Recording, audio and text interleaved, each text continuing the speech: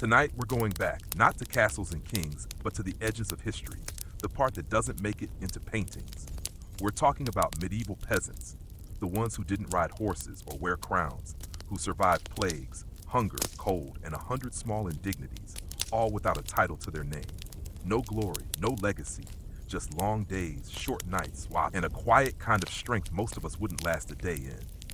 It was a life defined by the earth beneath their bare feet, the unchanging sky above, and the ceaseless turning of the seasons. A rhythm so ancient, so slow, it hums in the very stones of the earth. If this kind of calm, slow history helps you unwind, feel free to like the video and subscribe, but only if it actually brings you peace. And let me know in the comments where you're listening from and what time it is right now. It's always strangely comforting to see who's out there falling asleep to the same quiet story. So, dim the lights, turn on a fan if you like that soft background hum, settle in, and let's begin at the edge of the map. The village on the edge of the map. This village, nestled deeply within a fold of the land, doesn't have a name that anyone living now remembers. Or at least, none that is spoken aloud, written down, or deemed worthy of remembrance by those beyond its sparse borders.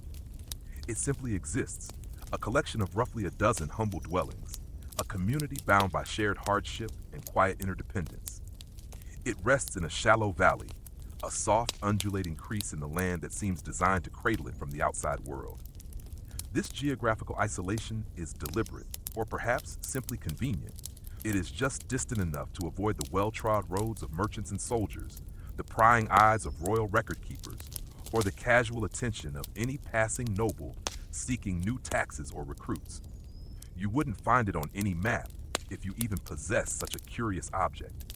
Maps, in your world, are the esoteric possessions of kings, ambitious cartographers, or wealthy merchants. They are not for those whose world ends where the next line of trees begins. Here, your personal map is etched not on parchment, but in the calloused palms of your hands, in the worn paths trod by generations, and in the deep-seated memories of local landmarks. Your world literally ends where the trees begin, a vast and ancient forest that looms at the valley's edge, thick and slow-moving, an impenetrable wall of green and shadow. It is less a collection of trees and more a sentient entity, an ancient presence that seems to breathe with the wind, barely tolerating your small human encroachment on its timeless domain. Its whispers were the earliest stories you knew, tales told in hushed tones by the firelight, stories of wild boars with tusks like knives, of wolves whose howls could freeze the blood, and the quiet, unsettling knowledge of its immeasurable vastness, a darkness that holds both game and danger, sustenance and unknown threats. The air from the forest carries the scent of damp earth, decaying leaves, and the sharp, clean smell of pine resin, changing with the seasons, from the freshness of spring growth to the somber decay of autumn.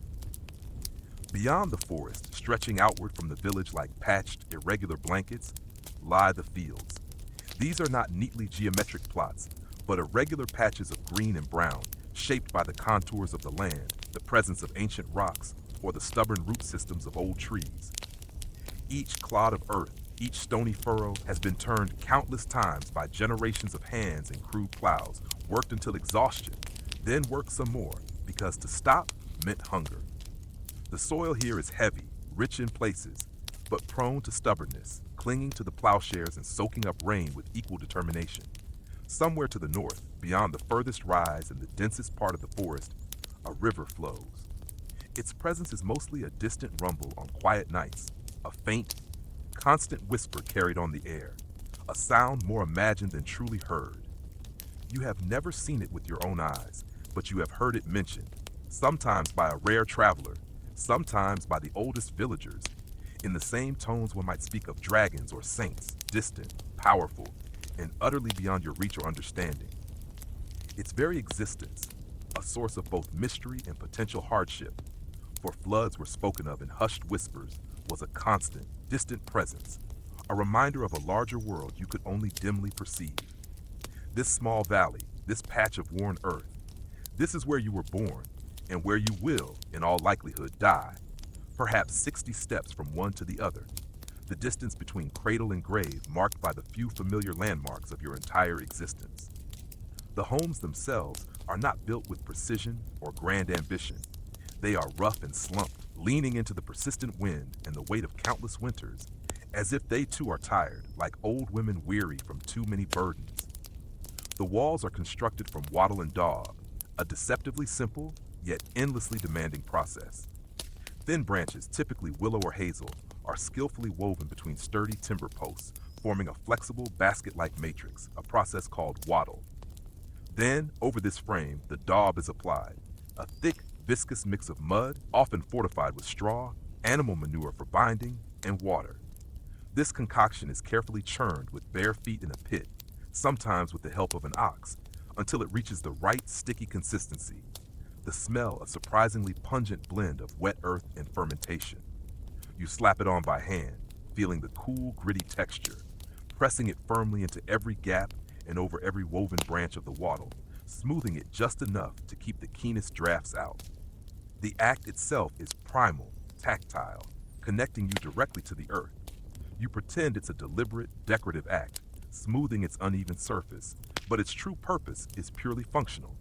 It dries slowly in the sun, baking hard as it loses its moisture, but it inevitably cracks with the changing seasons, especially as the wood frame underneath shifts. These cracks reveal the golden straw within, or cause large clumps to fall off, crumbling back into dust that must be gathered and painstakingly redone before the next winter sets in. A perpetual act of repair. You get used to the unique, earthy smell of it all, a blend of damp earth, fermentation from the manure, and the faint, sweet scent of straw. Eventually, you stop noticing it altogether. It simply becomes the intrinsic smell of living here, a scent that signals home, however humble, however leaky, however rough. The roofs are thatched, thick bundles of rye or wheat straw, sometimes reeds, carefully laid in overlapping layers and tied down against the elements with ropes of twisted straw or vine.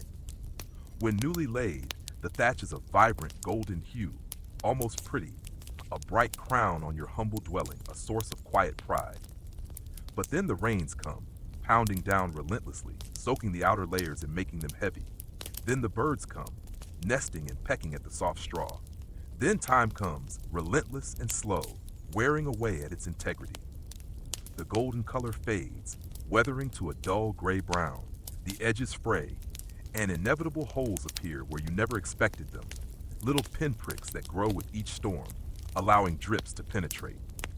You become adept at spotting these weaknesses, and you begin placing wooden buckets and earthenware pots in familiar, strategic places on the packed dirt floor, catching the drips with a quiet, almost resigned sound in the middle of a rainstorm, hoping you'd never have to. You don't shingle it with wood or waterproof with pitch in any modern sense. You just keep patching it, weaving in new straw, adding another layer, a continuous, exhausting battle, until the whole thing threatens to become more patch than roof. At some point, on a particularly cold and wet night, listening to the incessant drip, drip, drip, and feeling the damp seep in, you might wonder aloud if it might be easier to simply live under a sturdy cart, pulled beneath a thick stand of trees, finding its shelter more reliable. The road leading into the village isn't truly a road, not paved or grand like the Roman roads of ancient tales. It's just a muddy track, barely wider than an ox cart, its surface churned into deep, uneven grooves by countless wooden wheels and the rhythmic plod of hooves.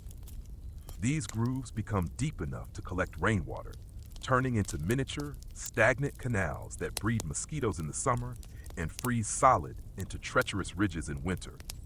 No one important has traveled it in years, perhaps ever. Its purpose is merely to connect this isolated pocket of life to the slightly less isolated, equally forgotten next, a practical necessity rather than a symbol of connection. The only sounds from the road are the creak of your own carts, the distant lowing of returning cattle, or the crunch of footsteps in frost.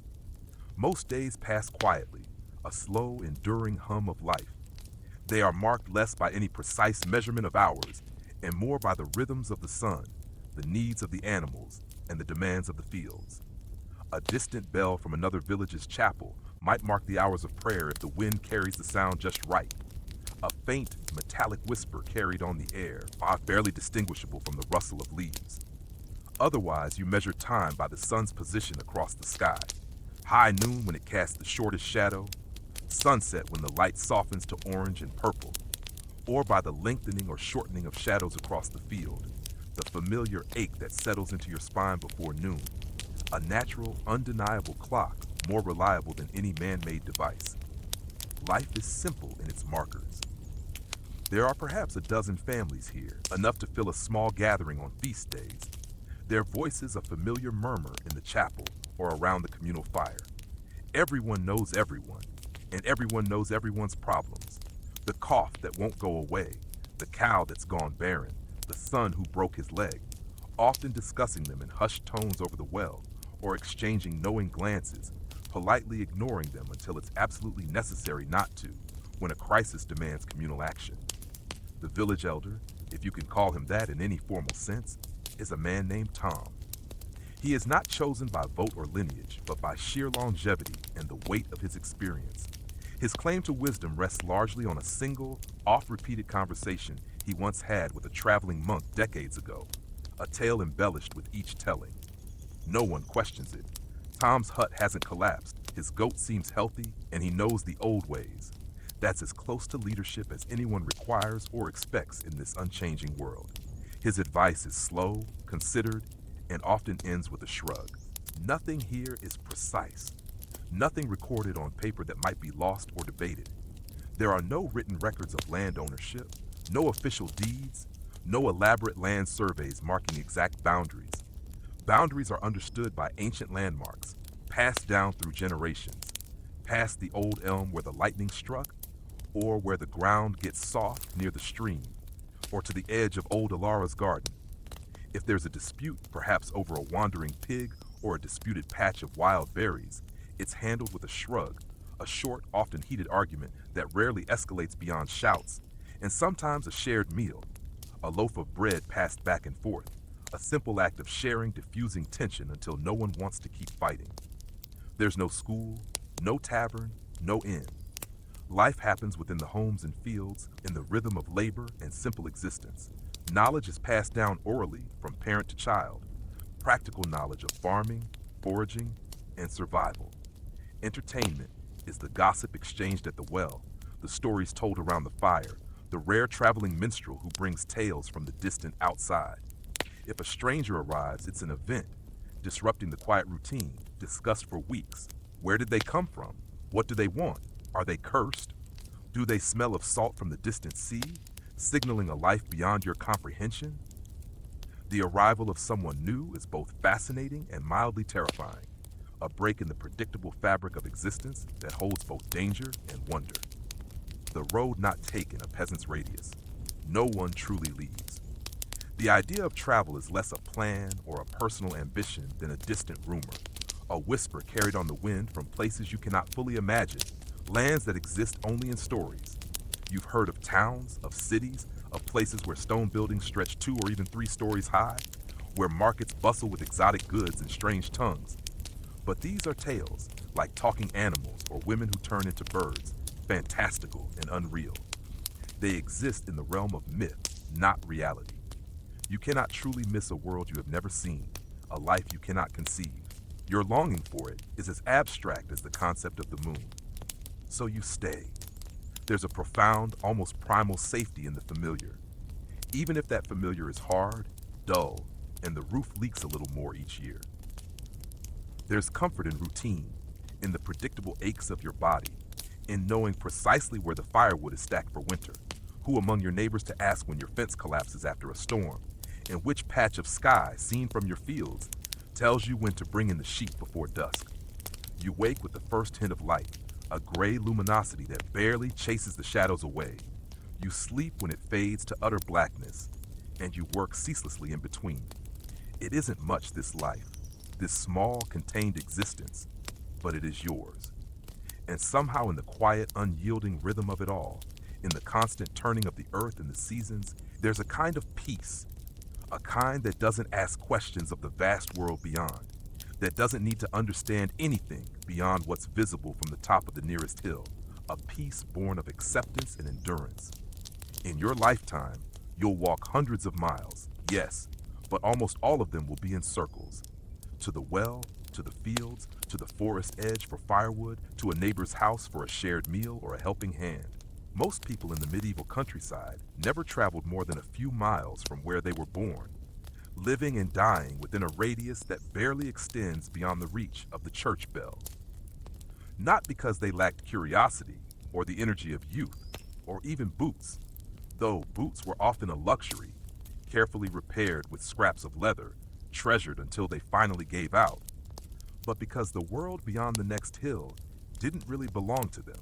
It was a place of unknowns and dangers, and the very idea of going to find it, to explore lands you'd only heard rumored, that felt as far-fetched as flying on the back of a dragon or speaking to a saint. You grew up learning the precise name of every patch of land between your home and the edge of the field you worked from dawn till dusk. You knew the precise shape of every gnarled tree stump on the path to the well, the way the light fell through the oldest oak, the particular smell of the marshy ground near the north pasture in late spring, the exact spot where the best wild berries grew. You could tell who had walked the muddy road by the depth of their footprints, recognizing the heavy tread of the miller or the lighter, quicker step of your aunt.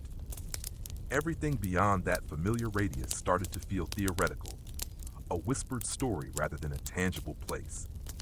The next village, perhaps only 5 miles away, might as well have been a foreign country, its people speaking with subtle differences in accent, their customs slightly askew from your own, their saints invoked differently.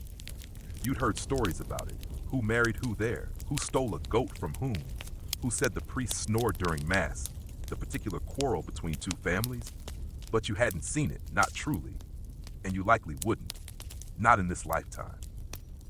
Travel was a concept fraught with danger, not in the fun, thrilling way of a night's adventure, with banners flying and a clear destination, but in the quiet, exhausting, possibly fatal kind of way that seeped into your bones and became part of your inherited caution.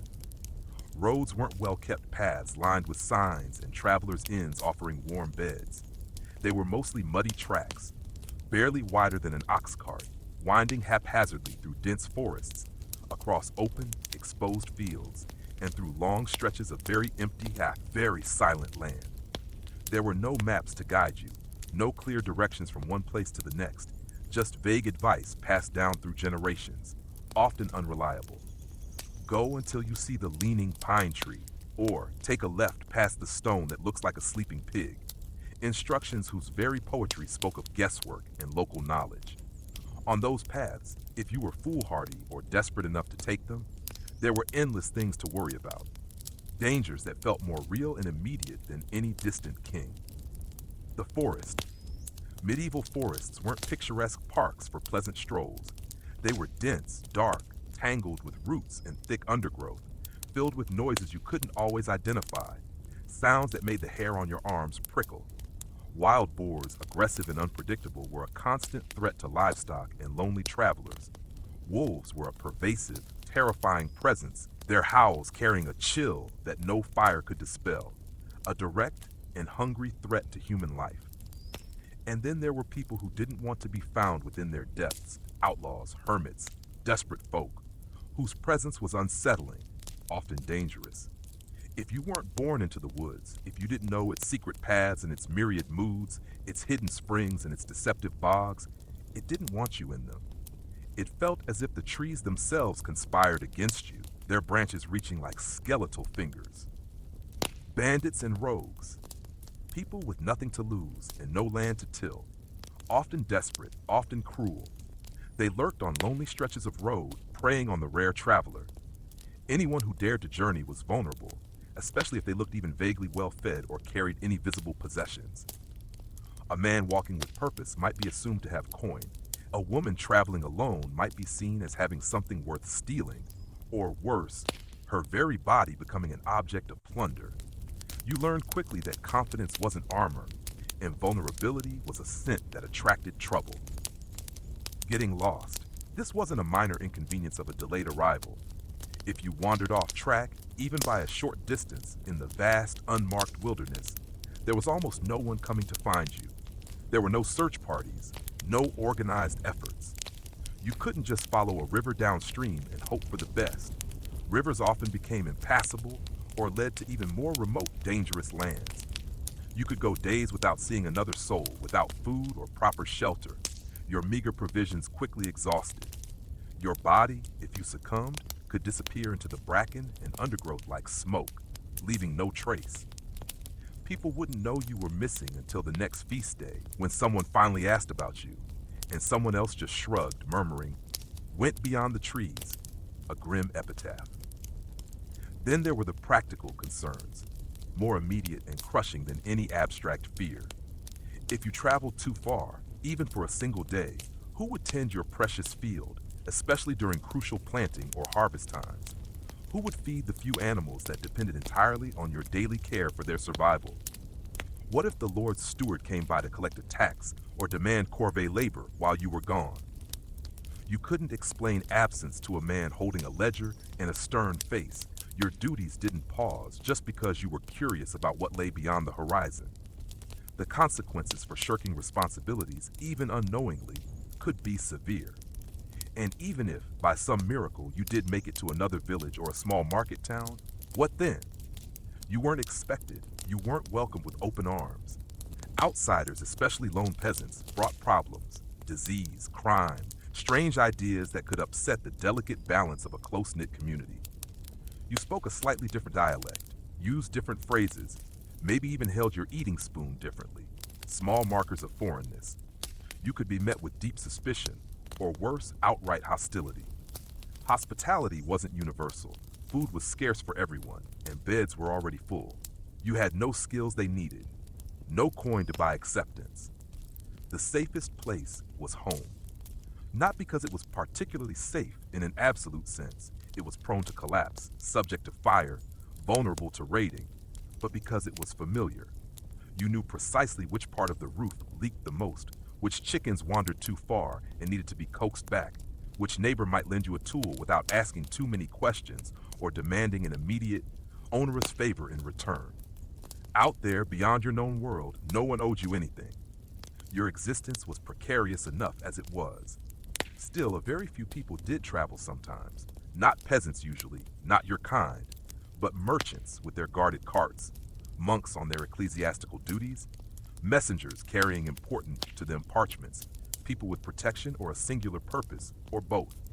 You might see them once or twice a year, a fleeting glimpse as they pass through with carts full of wool or salted fish, trailing stories behind them like campfire smoke, exotic and improbable tales. They spoke of cities where buildings were made of stone and soared to impossible heights, where shops sold spices from lands you couldn't name, and people walked on paved streets that didn't turn to soup every time it rained. It sounded impossible, a fantasy. You listened, your eyes wide, but you didn't dream too hard, because even if it were true, what would you do in a place like that?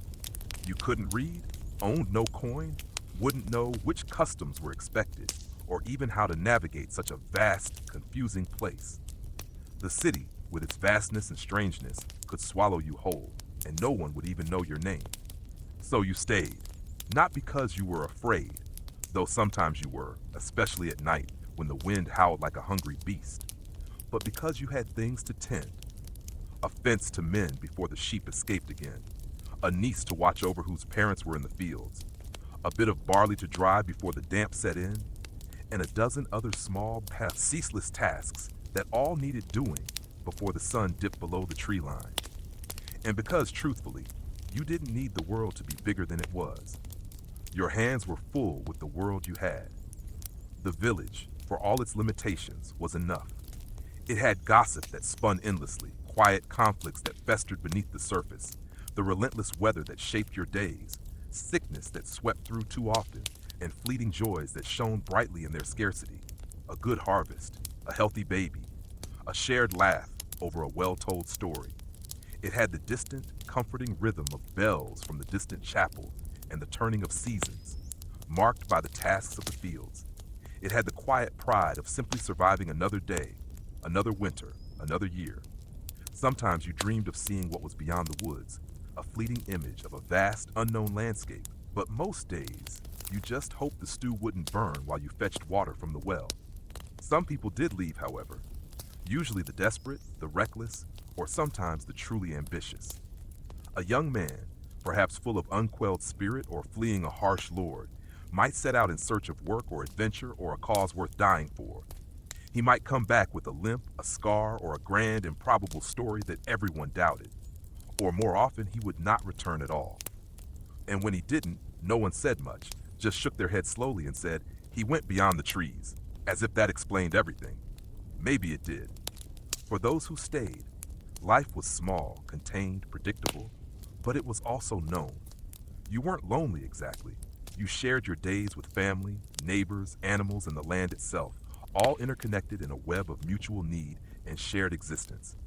There was comfort in repetition, comfort in the familiar complaints exchanged over the well or by the fire, comfort in knowing what each new day would demand of your body. You didn't need to see a distant city to understand the value of warmth on a cold night, or taste cinnamon from far-off lands to know the joy of sweet bread on a feast day, or cross a kingdom to feel love or sorrow or boredom or hope. As the years wore on, and the aches settled deeper into your joints, and the children grew taller than the fence posts outside your door, the idea of travel faded, not with regret, but with a deep understanding of your place in the world. Some people were meant to move. You were meant to stay. Home, a compromise with the earth. There is no blueprint, no architect, no pile of neatly labeled lumber waiting to be assembled. Just mud and wood and whatever else the landscape hasn't already claimed.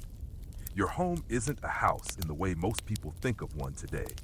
A sturdy, permanent structure built with precision and permanence. It's more like a compromise, a delicate balance between providing shelter and defying the elements, between the immense effort of construction and the inevitable forces of decay, between what you desperately needed and what the land reluctantly agreed to give you. It is a constant, quiet negotiation with the earth and the wind, like a living entity that breathes and shifts with the seasons. You begin with the frame, rough-hewn timbers, cut laboriously from the nearest trees with axes and simple saws. These tools have passed through more calloused hands than you can count, their edges worn smooth with generations of use.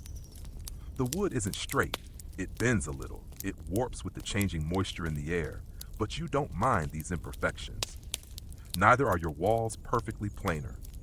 Once the rudimentary wooden frame, often just a few posts sunk into the earth and connected by horizontal beams, is up, you begin the arduous process of weaving thin, flexible branches, typically willow or hazel, gathered from riverbanks or coppiced woodlands between the upright posts.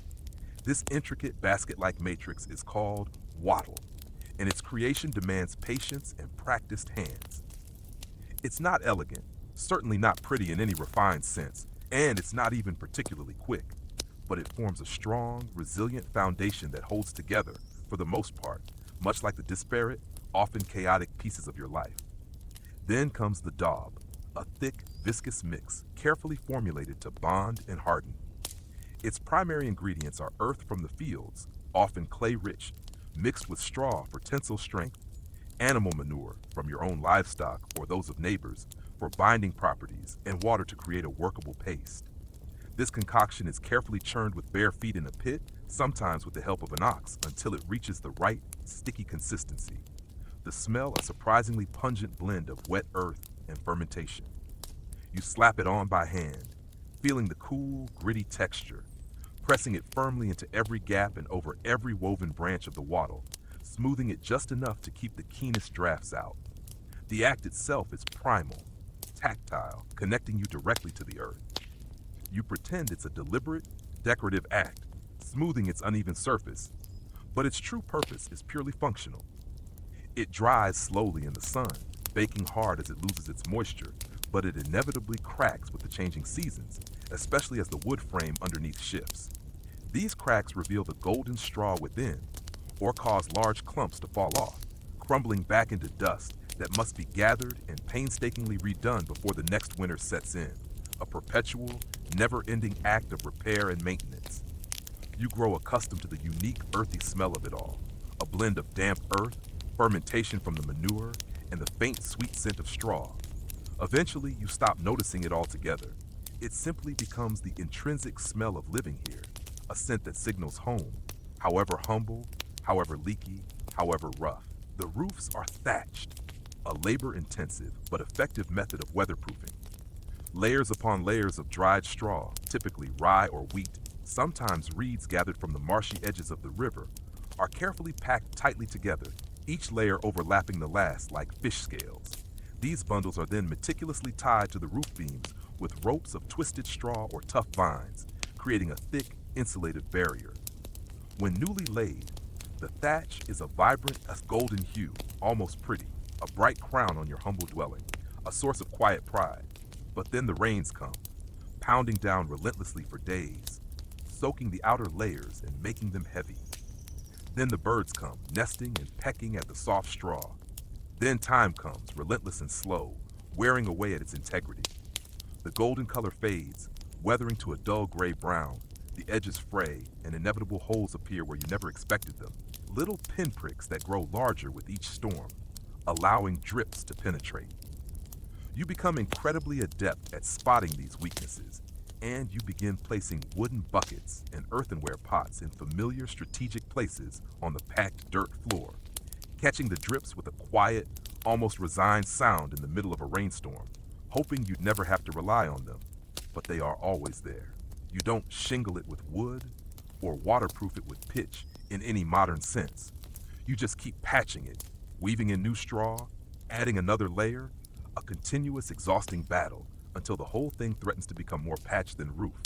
At some point, on a particularly cold and wet night, listening to the incessant drip, drip, drip, and feeling the damp seep in, you might wonder aloud if it might be easier to simply live under a sturdy cart, pulled beneath a thick stand of trees, finding its shelter more reliable. The floor is dirt. You tell yourself it's packed firm, and it is, sort of, from years of feet treading and compacting it. Generations of walking, sweeping with a rough broom, spilling meager portions of food, and stomping have turned it into something almost solid, a compacted surface that feels like bedrock. But when it rains and the moisture seeps up from the damp earth below, it softens again, becoming muddy underfoot, clinging to your bare feet or patched boots. When it freezes in winter, it cracks, sometimes heaving slightly, creating miniature ridges and valleys. When the goats or chickens come in for the night, seeking warmth and shelter from the cold and predators, it's anyone's guess what's actually underfoot by morning, as their droppings mix with the mud. You might spread rushes or fresh straw to cover it, gathering new bundles from the fields. It helps a little, providing a softer, cleaner surface, a temporary illusion of cleanliness. But soon, the straw gets damp, gets dirty, gets walked into dust and trampled into pulp. Then you sweep it out and start over, or you don't, too exhausted to care. Eventually, the straw becomes part of the floor, decomposing into the earth, and you accept it as part of the landscape of your home, an inevitability. Windows are technically just openings in the wall, narrow slits or small squares, placed high enough to avoid intruders, but low enough to let in some light. They are rarely glazed. Instead, they are covered with crude wooden shutters that swing awkwardly on leather hinges and never quite close flush against the frame, leaving tiny, persistent gaps for drafts to whistle through. Glass is too expensive, too rare, too fragile for a peasant's home. It belongs to churches and manor houses. So the wind comes in, a cold, like insistent presence. The cold comes in, seeping into every corner. The sounds of the animals outside come in, their snuffles and rustles. And sometimes the animals themselves, a curious chicken poking its head through a gap, or a determined mouse finding its way inside. There's a single door, usually hung a little crooked because the wooden frame shifted during the last hard frost or heavy rain. It latches with a simple wooden peg or a hook of wrought iron, not for security. There's nothing worth stealing from you truly, except your life and labor, but to keep the chickens from wandering out into the mud and the keenest drafts from wandering in. Inside, the layout is best described as shared, communal, a single beating heart for the family. One room, maybe two if someone managed to tack on a lean-to for storage, or a crude loft accessed by a wobbly ladder, but usually just one, a single, open space. This sole space is where you sleep, eat, cook, mend clothes by the dim light of the hearth, talk, argue, mourn, celebrate, and simply hope for the next day. Everyone lives here. Parents, children, a cousin or two, a grandparent whose wisdom is dwindling, Maybe a neighbor's child whose parents are sick or gone or both, needing care. There's a hearth in the center, or against one wall, built of rough-hewn stone if you're lucky enough to have access to it, clay and packed earth if you're not, providing the only source of warmth. The smoke from the cooking fire rises through a hole in the roof, more or less. There's no proper chimney, just an opening that allows much of the smoke to escape, but enough lingers to sting your eyes and coat everything in a fine layer of soot. The air inside is always smoky, always a little warm, a little damp, and always carrying the quiet, comforting, yet slightly cloying scent of stew that's been reheated one too many times. Furniture is limited, utilitarian, essential. A simple rough-hewn table made from a split log. A long bench pulled up to the fire, maybe a few stools carved from tree stumps. A chest if someone in your family was unusually good at carving or very lucky in marriage and inherited one, serving for storage and often as an extra seat. Beds are rudimentary wooden frames stuffed with straw or feathers, often shared by multiple family members, usually squeaking and rustling with every movement, their warmth a constant battle against the cold. Blankets are wool, heavy, rough against the skin, never quite dry in the damp air. There's what little storage exists in the rafters above the hearth, garlic braided into strings, onions hung in nets, dried herbs for medicine or meager flavor, maybe a small ham curing if the pig was kind that year. Its salty scent tantalizing promise. You can smell the subtle difference between early winter's crisp, lean air and late spring's damp warmth just by the air above your head, a quiet barometer of your provisions. Sometimes it's comforting, a sense of meager bounty. Sometimes it's a stark reminder of how close you are to running out. Animals are part of the household, literally, not just dwelling in barns, but often sharing the same living space. The cow might be tethered in the same room, off in the corner, its warm breath adding significantly to the internal heat during cold nights. Chickens might roost in a basket suspended from the rafters, their soft clucking a familiar sound. A goat might shuffle its hooves in a small rough pen. It isn't ideal. It isn't sanitary by modern standards, but it's warm, and the animals are safer from predators and thieves within the confines of your home. You learn to tune out the clucks and the shuffles and the occasional startled bleat in the middle of the night. They're part of the background noise, like wind whispering through the thatch or the slow, settling creak of the walls as the wood dries and expands. Nothing is truly level or perfectly square. The packed dirt floor dips unevenly, worn into hollows by generations of feet. The roof slants just a little more each year. The walls bulge slightly, like the whole place is breathing in and out with the seasons, expanding and contracting with moisture and cold. You fix what you can, endlessly patching and mending, a perpetual battle against entropy. You ignore what you can't, accepting its imperfections with a weary shrug. Every spring you swear you'll repair the worst lean in the back wall. Every autumn it's still leaning. A perpetual project, always on the list, but never quite reached. It's not a house built to last for centuries, like the Lord's Manor. It's a house built to get through the next storm, the next brutal winter, the next year, just one season at a time. And yet, for all its flaws, and there are many, countless imperfections, from the drafts to the drips to the persistent animal smells, it's home. You know precisely where the cold comes in and how to block it with an old sack or a bundle of straw. You know which roof beam you can hang the pot from without it creaking ominously, and which one groans when someone stands too close. You know how the late afternoon light, a thin, precious commodity, falls through the narrow slats in the wooden shutters, painting dusty stripes on the floor, and where the family dog, if you are lucky enough to have one, curls up to sleep for maximum warmth. When strangers pass through, if they ever do, they might see poverty, squalor, a desperate existence. But you see effort, resourcefulness, generations of adaptive ingenuity. A roof that hasn't yet collapsed is a victory. A fire that still burns at dawn, casting its first weak glow on the faces of your sleeping family, is a profound blessing. A dry corner, even a small one, where you can store your tools or a precious sack of grain, is worth more than gold. And when you finally lie down at the end of the day, stiff and aching from labor, surrounded by the rhythmic snores of family, the deep silence of the countryside, and the familiar comforting smells of smoke and straw, you feel a strange kind of comfort. Not pride exactly, for pride is a luxury, but presence, a deep sense of belonging. This is your space. It bends, it leaks, it shifts in the wind, but it's held. And so, through all the challenges, have you. The endless pottage of medieval diet. For the average medieval peasant, food was not an experience of culinary delight. It wasn't colorful or diverse or even all that warm once it left the pot. It was closer to a daily problem that had to be solved again and again, using the same limited pieces, the same simple tools, and the same tired hope that something edible, something sustaining, might come of it. The concept of cuisine was as foreign as the distant stars. Your kitchen, if you could call it that, was a corner of your single-room home, a small, often smoky space near the hearth. There was no pantry filled with jars, no shelves lined with exotic ingredients, no carefully hung herbs drying in a sunny window for flavor alone.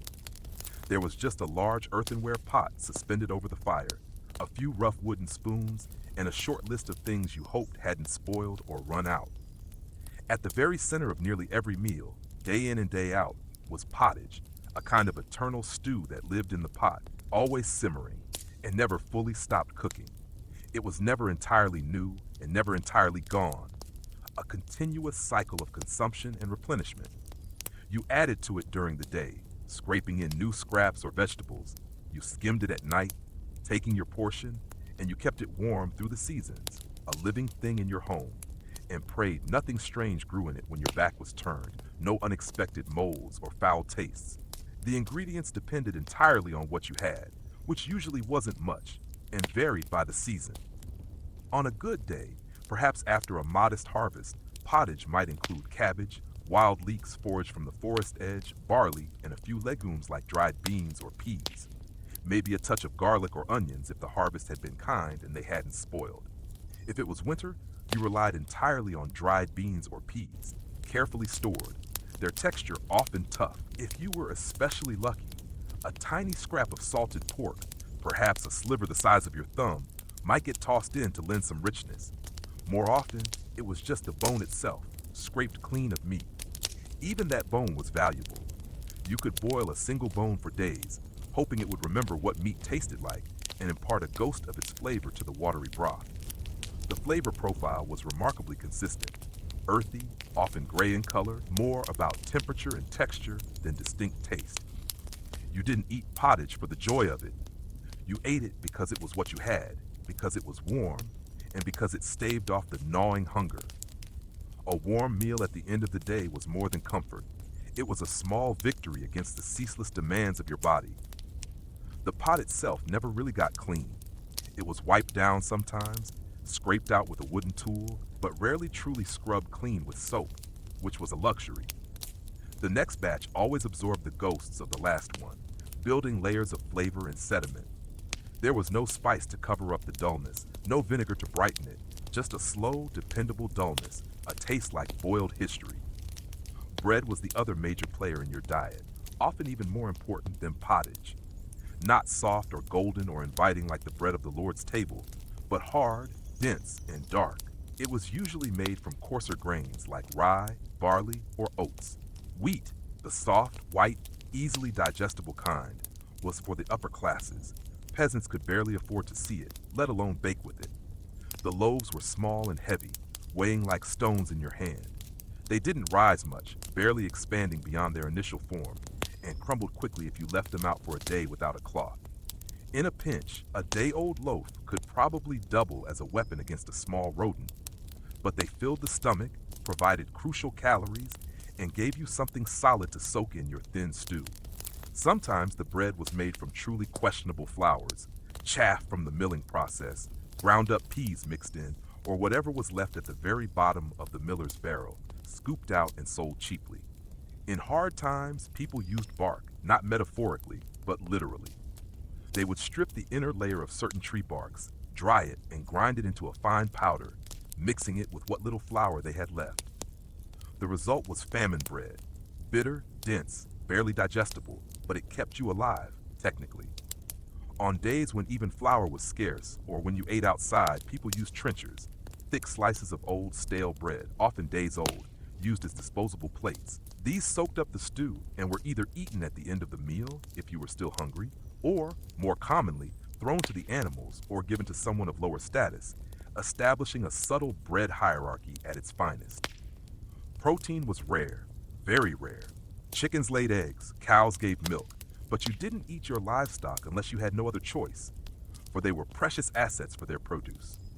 When you did, you used every single part: the meat, the fat, the organs, the bones.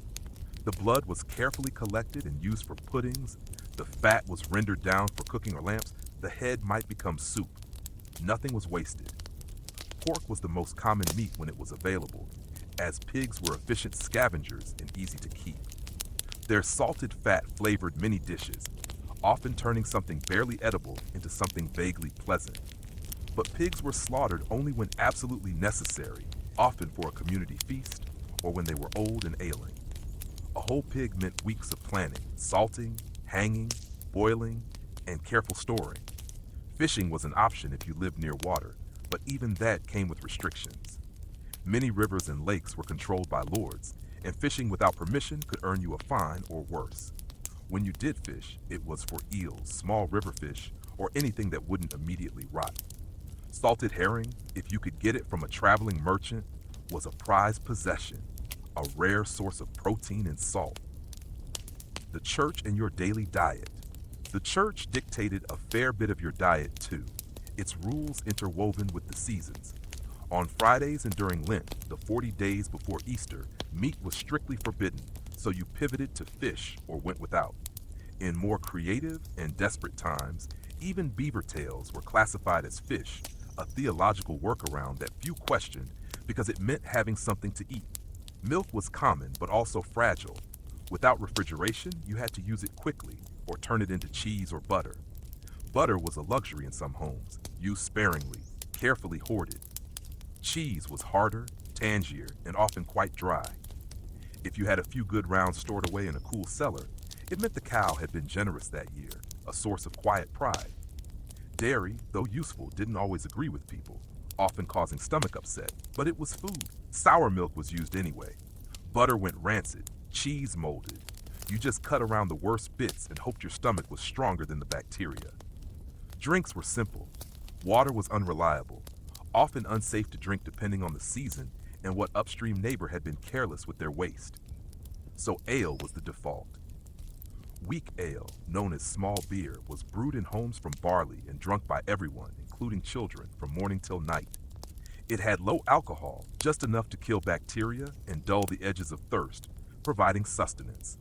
If you had access to apples or pears, you might make cider. Wine was for the clergy and nobility, a distant luxury. Mead was rare, made from precious honey. Milk was for the young and the sick. Otherwise, it was ale with breakfast, ale with lunch, and ale to help forget that tomorrow would taste exactly like today. Vegetables formed the bulk of your diet: cabbage, onions, garlic, turnips, leeks, carrots, though not the orange ones we know now. Medieval carrots were typically white or purple. Most were grown in small, meticulously tended gardens beside your home or in communal plots. Nothing was wasted. They were eaten root to leaf. The tops of turnips might be boiled into greens, the skins composted or tossed into the fire. Fruit was seasonal, apples mostly, maybe some wild berries or plums from the forest edge. If you dried them, they lasted through winter. Otherwise, they were eaten fast before they spoiled. Preserving was difficult and limited. Sugar was nearly impossible to afford, a rare and expensive import. Honey, if you had bees or found a wild hive, was a treasured sweetener, used sparingly for special occasions. Otherwise, your pottage stayed savory, in the loosest sense of the word. Herbs were grown when possible: parsley, sage, dill, mint, but they weren't used for flavor so much as medicine or tradition. Some herbs were thought to protect against illness. Others kept pests away, and occasionally, they even made things taste a little better. But that was a happy accident, not the primary goal. Meals were eaten together on benches around the fire, the crackling flames the brightest point in the room. There were no courses, no elaborate recipes, just a pot, a hunk of bread, and the hope that there would still be something left tomorrow. You didn't complain. Complaining didn't make the stew thicker or the loaf larger. If you had a feast, A wedding, a harvest festival, a saint's day, you might roast a bird or bake a pie. Not the flaky, buttery kind you might imagine. A medieval pie was more like a sealed box made of hard, thick dough, designed to hold a meat filling, often heavily spiced if spices were available, which they usually weren't. You might flavor it with precious pepper, ginger, or cinnamon if someone had traded well with a passing merchant. Most days weren't feast days. Most days were quiet, marked by the same familiar tastes. You scraped your bowl clean, soaked your bread to soften it and capture every drop of broth. You drank your ale, and you leaned back, full enough to get through the evening, if not exactly satisfied.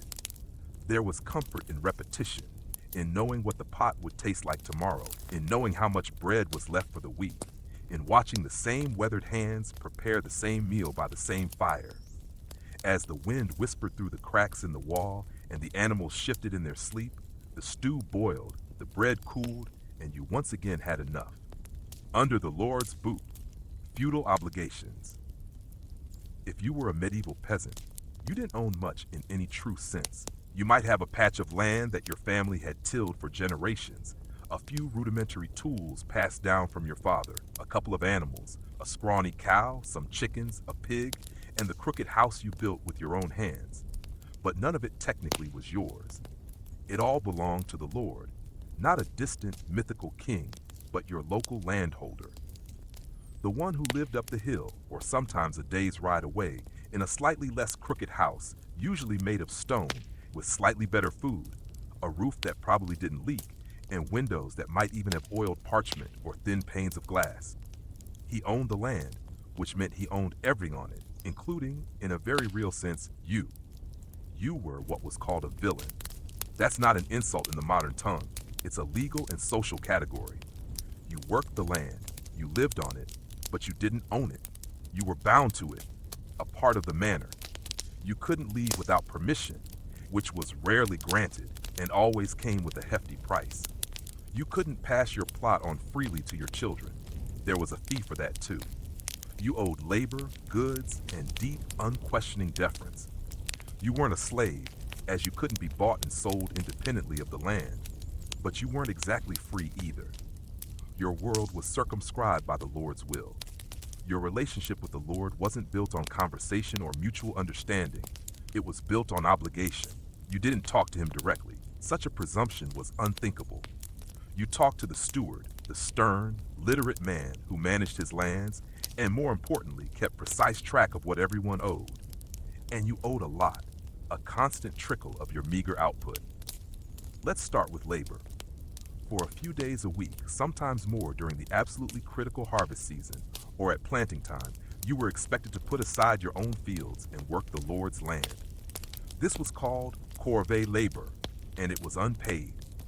You got nothing for it. No payment, no thanks. Just the grim knowledge that somewhere in the manor house, someone ate well and lived comfortably because of what you did.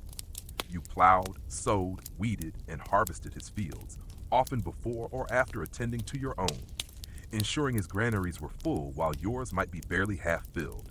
You also owed taxes, and they came in many shapes and forms, a constant drain on your resources. A portion of your grain after harvest, a share of your wool after the sheep were shorn, a chicken here, some eggs there. If you brewed ale, you owed ale. If you had a pig, you owed a portion of the bacon or a leg of ham. If you managed to catch fish in the river or pond, guess who owned the river and its bounty? The Lord. Even honey from your bees or nuts gathered from the forest had a portion due to him. The taxes didn't end with food. If you used the mill to grind your precious grain, you paid a fee, even though the mill was the only efficient way to do so, and even though the Lord owned the mill and set the price. You might be tempted to grind it by hand with a small quernstone in your home, but doing so was often illegal, punishable by a fine or worse, because the Lord didn't just want his share. He wanted control over your time, your production, your very means of survival. The same applied to the oven. Many manors had a communal oven, a massive structure you paid to use. If you tried baking at home and the steward or his men found out, there could be severe consequences. You learned to do things the official way, even if it took longer, cost more, and made less sense to your logic. And then there were the fees for life itself. Want to get married? Pay a fee, sometimes called a merchet, to gain permission.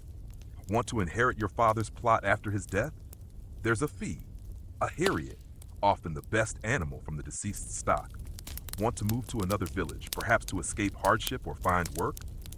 First, ask the Lord's permission, which was almost never granted.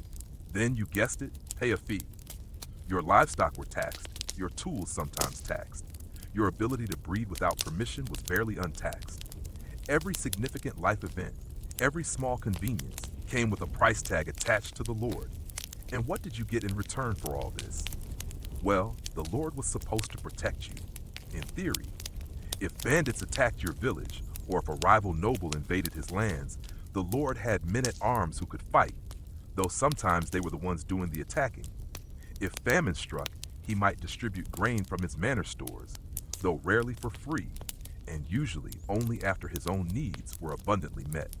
And if you had a legal dispute, say your neighbor's goat wandered into your garden and refused to leave, or a boundary was unclear, the Lord's court might settle it again, not for free. This was feudalism, a complex system of obligations and hierarchy, wrapped in the language of loyalty and protection, often enforced with the threat of force. In practice, it was a system of ownership. The land was everything. Those who owned it ruled. Those who worked it obeyed. The manor itself stood apart from the village, sometimes literally on higher ground, a symbol of its dominance. It might be made of stone or timber, certainly larger than any peasant's home, with a roof thatched so thick no wind dared enter, or even tiled. Inside were tapestries on the walls, sturdy tables, numerous servants, and the Lord, of course, wearing wool lined with fur, eating meals you couldn't imagine, and thinking very little about you specifically. He might not know your name, but he knew your numbers, how much barley you owed this year, how many eggs you'd promised, whether your eldest son had reached the age where he could be added to the labor rolls. Everything was recorded, not by you couldn't read, but by the steward, the reeve, the bailiff, men with wax tablets or bits of parchment who came around with questions you learned to answer carefully, with a bowed head and guarded words. If you didn't meet your obligations, there were punishments, fines usually, more goods taken, days added to your already crushing labor load. In extreme cases, your tools could be confiscated or your land reclaimed by the Lord, or your house, your goats, your very dignity, all of it gone, leaving you utterly destitute. You didn't resist openly. Resistance wasn't rebellion, it was foolishness, a suicidal act against an overwhelming power. But here's the strange part, the system worked. Not because it was fair or kind or efficient, but because it was stable, rooted in tradition and necessity. It had rules, predictable if harsh. You knew what you owed, you knew what was expected. There was no guessing, no sudden surprises, just a steady, grinding rhythm of give, give, give. And occasionally, just occasionally, the Lord would give something back, a feast day where a portion of food was distributed to the villagers, a holiday where labor was waived, a kind word perhaps spoken from horseback. Not enough to balance the scales, but enough to keep things from tipping too far. The relationship was never friendly, but it was enduring. Your Lord might be young or old, kind or cruel, present or distant, but he was always above you. You didn't question that. You bowed when he passed, removed your cap, used the right words, not because he deserved it, but because you didn't want trouble. And maybe deep down, because a small part of you still hoped that one day you might be noticed, rewarded, lifted, even just a little. It almost never happened, but that's how the system stayed alive. Not just with fear, but with the faintest suggestion of hope that if you worked hard enough, obeyed long enough, prayed loud enough, something might change. Meanwhile, the steward kept walking, his boots sinking into the same mud as yours. The reeve kept writing, his quills scratching across parchment that felt utterly alien. The mill kept grinding, relentlessly turning your grain into flour, and you kept digging your hands into the soil, year after year, season after season. There was no retirement, no bonus, no upward mobility. Only the quiet knowledge that you had fulfilled your role. You had done what was asked. You had made it through another year under the weight of someone else's title. And as long as the Lord was pleased, you were allowed to go on living. The constant shadow, sickness in the medieval village. Long before the Black Death swept across Europe, and etched itself into history books. Medieval peasants were already well acquainted with sickness, not the kind of illness that came and went with the seasons, though there was plenty of that too, but the slow, constant presence of something always waiting to go wrong. Infection, wasting, swelling, coughing, crippling aches. Disease wasn't an event, it was a feature of life, as natural and inevitable as the sunrise and sunset. You didn't need a continent-wide catastrophe to be laid low. All it took was a small cut that festered, a single flea bite that became an angry welt, a bit of water that looked clear but wasn't, or the damp chill that settled deep in your bones after a long day in the fields. And unlike weather or taxes, illness didn't follow rules. It arrived without warning, often swiftly, and it rarely left quietly. There were no hospitals, not really, not in your world. If you were lucky, your village had a wise woman, perhaps an elder whose knowledge of herbs and ailments was passed down through generations, maybe a midwife with practiced hands. She knew which herbs to boil for a fever, which ones to burn to purify the air, how to brew a calming tea. If you were extremely lucky, there might be a monk nearby, literate, well-meaning, and slightly more effective than random prayer, with access to some ancient texts or remedies. But for the most part, when you got sick, you stayed home. You lay in your shared bed, shivering or burning with fever. You sweated through your rough spun shirt, and you hoped. Hope was often your only remedy. Most people didn't understand what caused disease. The word germ hadn't been invented yet. Microscopes were centuries away, beyond any imagination. What you had were theories, old ones, confusing ones, and often wrong ones. Some believed in miasmas, bad air that carried disease through smell. If a village reeked of rot, manure, and smoke, it was assumed to be dangerous, which in a way was correct, but not for the reasons people thought. To combat the bad air, people stuffed pungent herbs into their clothes, carried sweet-smelling flowers in their sleeves, or walked around with vinegar-soaked rags pressed to their faces. Not pleasant, not truly helpful, but deeply believed. Others blamed divine punishment. Illness came from sin, from impure thoughts, disobedient acts, or general moral decay. If your child fell ill, it was seen as a test of your faith. If your crops failed and then your body failed, it was probably your fault or your neighbor's or both, a punishment for some hidden transgression. There were local traditions too, ancient beliefs interwoven with newer ones. Some thought illness came from the evil eye, a malevolent glare from someone jealous or angry. Others blamed moon phases, the mischievous spirits of the forest, or grumpy saints who felt slighted. One particularly popular explanation was that sickness entered the body through the soles of the feet. The solution? Boil them in a pot of hot water, a crude foot bath. And if that didn't work, burn something nearby, perhaps even your straw mattress, to drive out the affliction. The cures were often as strange as the causes, rooted more in tradition and desperation than science. If you had a fever, you might be bled. A local man, often a barber surgeon with more confidence than training, would arrive with a crude blade, a bowl, and perhaps a few leeches. Sometimes leeches were applied directly to the skin. Sometimes sharp stones were used to make small cuts. The idea was to balance your humors: blood, phlegm, yellow bile, and black bile, 4 fluids believed to govern health. If they were out of sync, so were you. No one ever saw these humors, of course, but they were blamed for nearly everything. For swelling, there were poultices, thick smears of mashed herbs, warm mud, or even bread soaked in milk, wrapped in cloth and tied to the body. Some worked, a few had a small effect, most didn't, and a few made things worse. But the important thing was that something was being done, an active attempt to combat the unseen enemy.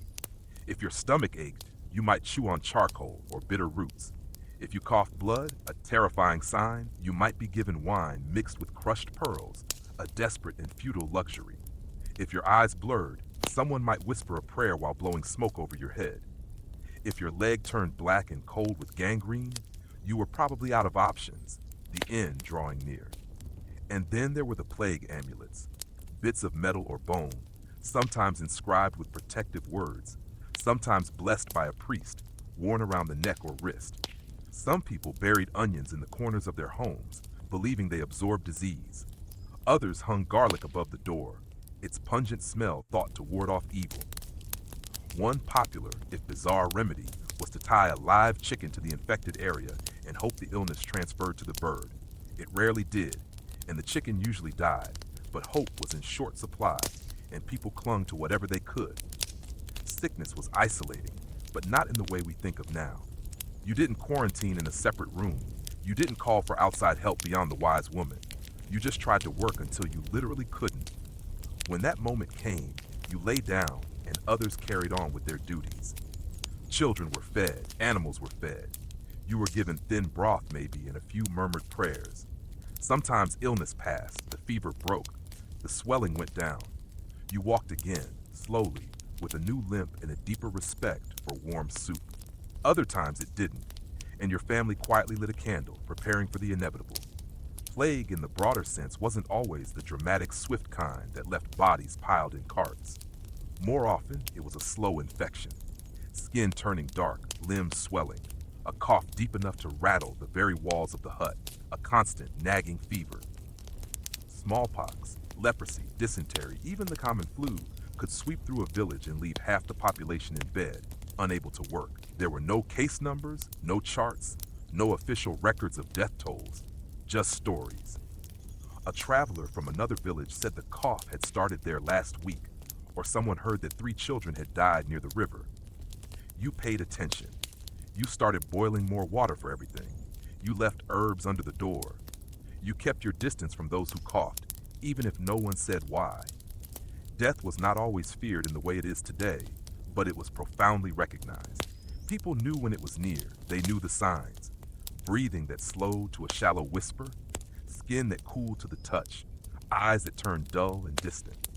There were prayers for the dying, soft ones, whispered by firelight, a gentle ushering of the soul. When the Black Death finally did arrive in the 14th century, it hit with a violence that dwarfed everything before it. But by then, the world was already intimately familiar with sickness. The idea that you could be well in the morning and gone by night was not new. It was just happening more often, with terrifying speed and universality. The plague came in waves, and each time it returned, stronger, stranger. Buboes swelling in the neck and groin, a fever that stole the mind and left one raving, blood that darkened and bubbled beneath the skin. People died in days, sometimes in hours. Entire villages vanished, their fields going untended, their bells ringing too often for the dead or not at all. Some peasants tried to flee, taking what little they could, but disease travels faster than feet, faster than any horse. Others turned to religion, doubling their prayers, whipping their backs in penance, promising to live better if they were spared. A few, in desperation, turned to violence, blaming outsiders, blaming sinners, blaming anyone but the invisible wind that carried the disease. The church offered explanations in comfort and burial rituals. Monks died in droves.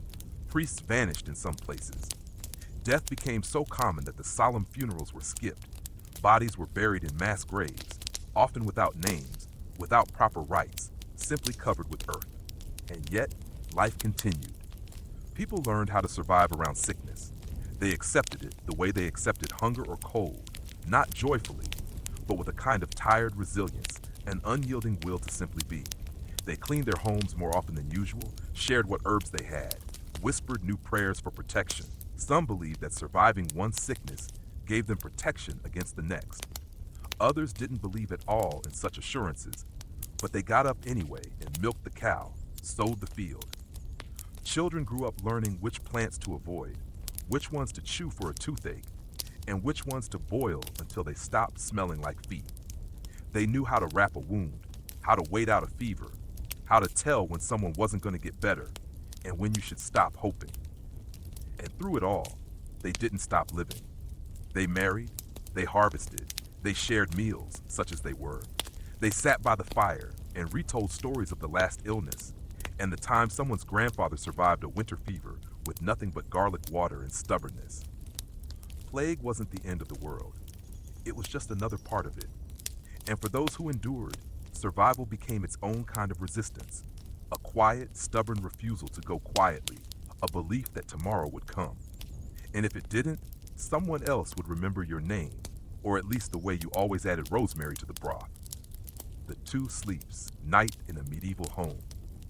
Night in the medieval countryside wasn't peaceful. It was silent in the way a cave is silent, full of creaks, distant sounds, and the kind of quiet that makes you notice how loudly your own body exists. The day ended abruptly when the light failed, and everything that wasn't already put away had to be dealt with quickly, because once darkness fell, the world shrank dramatically to the size of your heart, its glow a small circle of warmth in the vast blackness.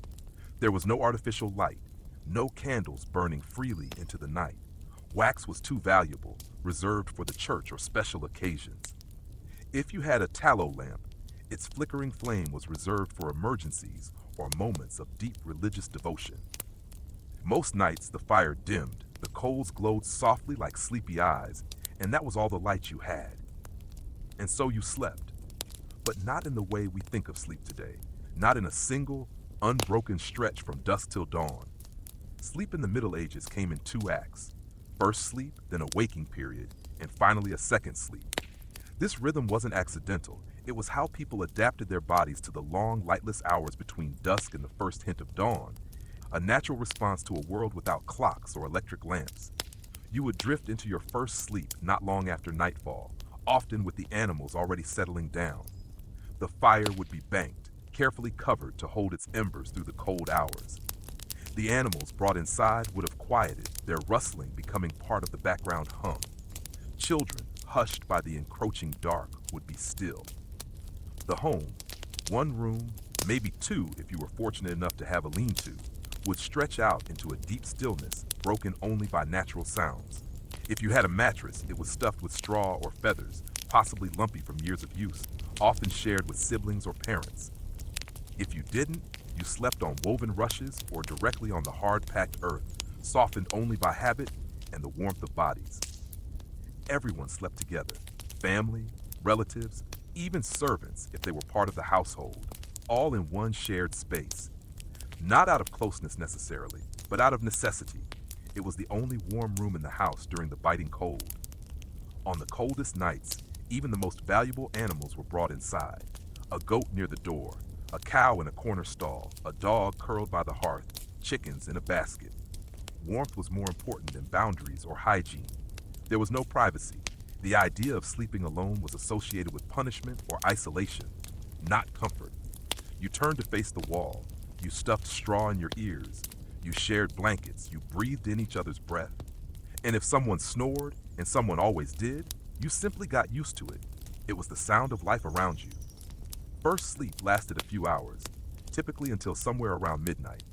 Then, almost like clockwork, people would wake. It wasn't disturbing. It was expected, a natural pause in the night. During this time, the world was still and profoundly quiet. Some people prayed, their lips moving silently in the darkness. Others stirred the coals in the hearth, adding a small piece of wood to coax a tiny flame. Some used the chamber pot, or stepped outside into the freezing air for a moment, the cold a sharp shock. Some reflected on their day, or whispered quietly to family members about worries or plans for tomorrow. It was a time of dreams, too, vivid ones. People believed this midnight space, this quiet interval, opened a thin veil between the living and the dead, between the sacred and the mundane. If you dreamed during this waking interval, you remembered it with clarity and you talked about it the next morning, not in passing, but as something that mattered, a message or a premonition. Eventually, the second sleep began, deeper, slower, a true rest. This was the sleep that healed, or at least tried to. It was when the aches faded slightly, when the day's blisters cooled and stopped throbbing. If you were lucky, it was uninterrupted, a true oblivion. If you weren't, you simply lay still and waited for dawn to give you an excuse to rise, knowing the time would pass. The home didn't go silent at night, not entirely. The banked fire crackled and settled, small sounds within its embers. Wind whispered through the thatch, finding every tiny gap, sighing through the crude wooden shutters. A baby might fuss or whimper, its cries quickly soothed. A cow might shift its hooves in the corner, a sheep bleat softly. Sometimes the night was broken by coughing, the wet, rattling kind that never seemed to end, and everyone noticed but no one said anything. It was understood. The fear of the dark was real and not irrational. The night carried real dangers, both imagined and entirely physical. Wolves, for instance. In some regions, their howls came close enough to the village to raise hairs on the back of your neck. They weren't just creatures of legend, they were real and hungry. Then there were thieves, rogues, strangers with ill intent, fires that started from a careless coal or a spark from the hearth, roofs that groaned under heavy snow, and less explainable things, ghosts, spirits, demons, witches, beings of shadow and malice you didn't talk about openly but knew were out there, lurking just beyond the dim light of your home. To protect the household from these unseen threats, you followed rituals. You placed iron by the door, its cold metal thought to ward off evil. You made the sign of the cross above the hearth, whispering a prayer. You repeated protective blessings over the straw mattress before lying down. You hung herbs, rosemary, sage, rue above entryways. Sometimes you tied a bit of string around a child's wrist, just in case. Even with protection, some families believed that sleep left you vulnerable, that the soul wandered while the body rested. So people tucked in carefully, covered mirrors, as they were thought to be portals, faced the bed toward the fire for protection, and avoided sleeping with their feet pointed toward the door, lest the soul escape or evil enter. The cold was its own pervasive enemy. It seeped through walls, through thatch, through poorly sealed doors and window gaps. People didn't sleep under mounds of blankets and light nightclothes. They layered wool, fur, cloaks, tunics, whatever they had. The idea of undressing for bed would have seemed absurd, an unnecessary exposure to the biting chill. You slept in your clothes, sometimes even in your boots, for every layer was precious. There was a comfort to sleeping next to others, a shared warmth, but also discomfort. Someone always shifted, someone always murmured. There were elbows, knees, the occasional surprise from the family dog settling too close. But this was normal. You didn't expect silence, you expected closeness in the sounds of life. And in that closeness, despite the physical discomfort, you found a strange kind of security. You heard your father breathe, your child twitch in its dreams, your grandmother mutter a prayer in her sleep. It wasn't peaceful in a quiet sense, but it was human. It was shared. When you dreamed, your dreams mattered, often seen as messages or omens. A field of wheat might mean prosperity, a snake illness, a broken tooth could mean death. You learned to interpret these things, or you found someone in the village who could, a trusted dream reader.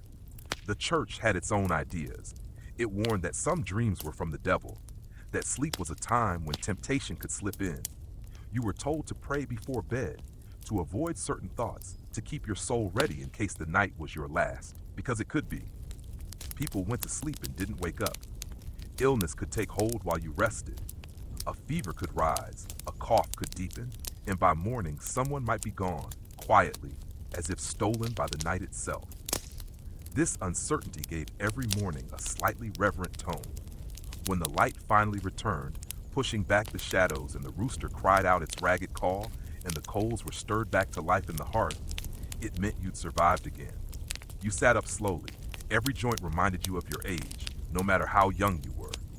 The cold bit your nose. You wiped your face. You looked around and counted bodies. Everyone who stirred was accounted for. Everyone who didn't was checked on carefully. And then, once the living were confirmed, the day began. Water was fetched. Bread was prepared. Animals were fed. The dream you had, if it was important, was shared, and the memory of the night faded, not erased, just softened, folded into the next stretch of time. In winter, sleep came early and stayed late.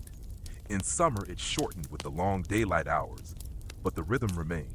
First sleep, a waking hour, second sleep. A world without clocks, but not without routine. And for all its discomfort, there was something grounding in that rhythm, something honest. You didn't aim for comfort, you aimed for endurance.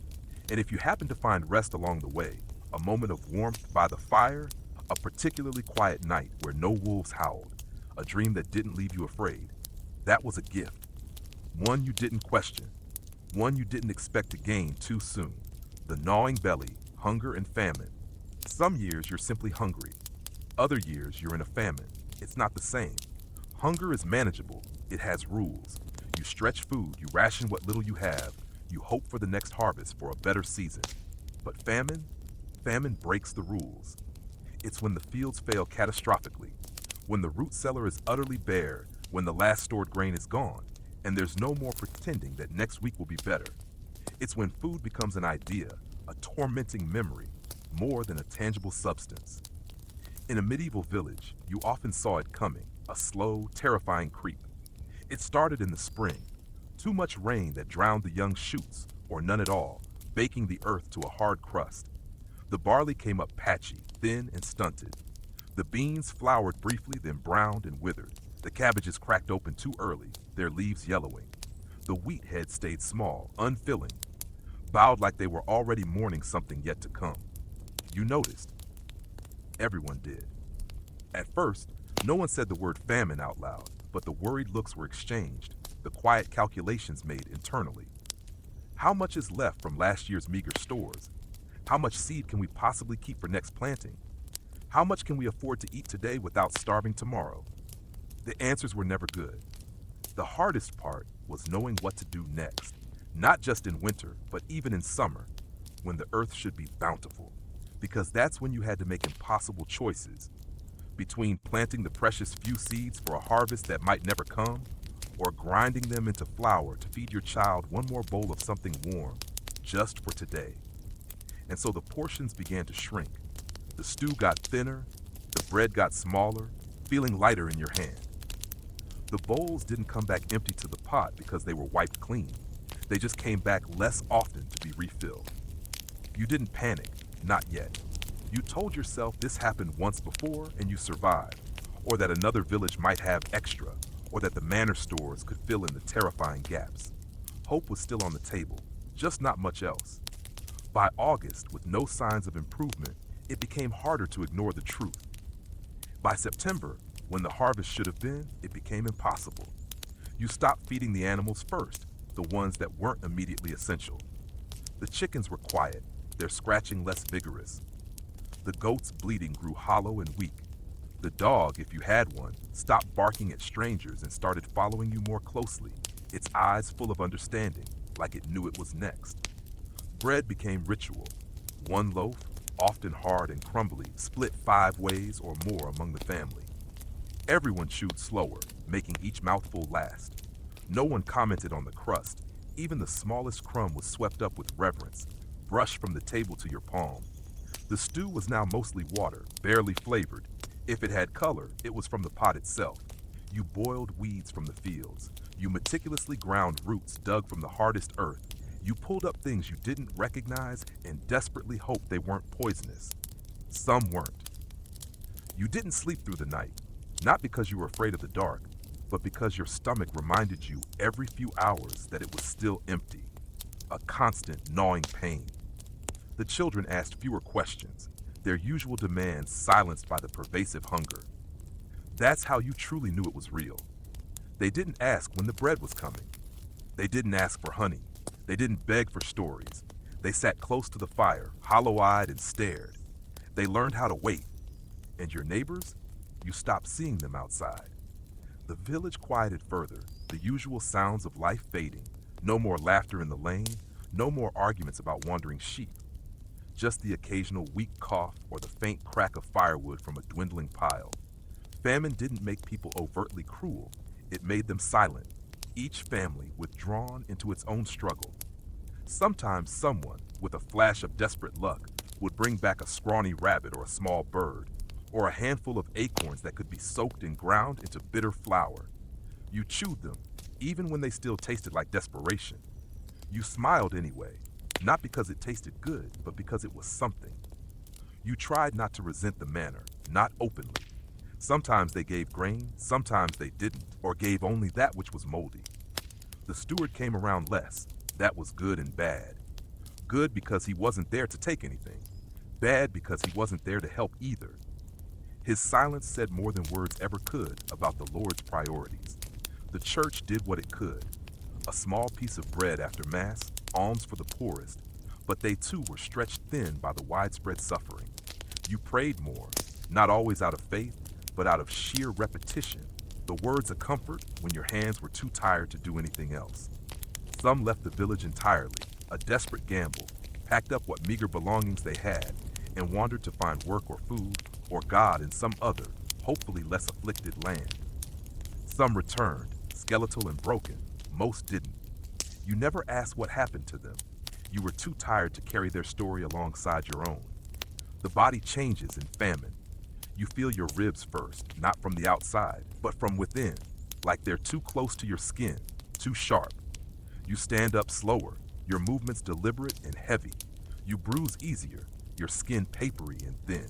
You wake up with your hands clenched, like they're still gripping tools you can't afford to use anymore. And the cold hurts more, seeping into your bones because there's no fat to protect you.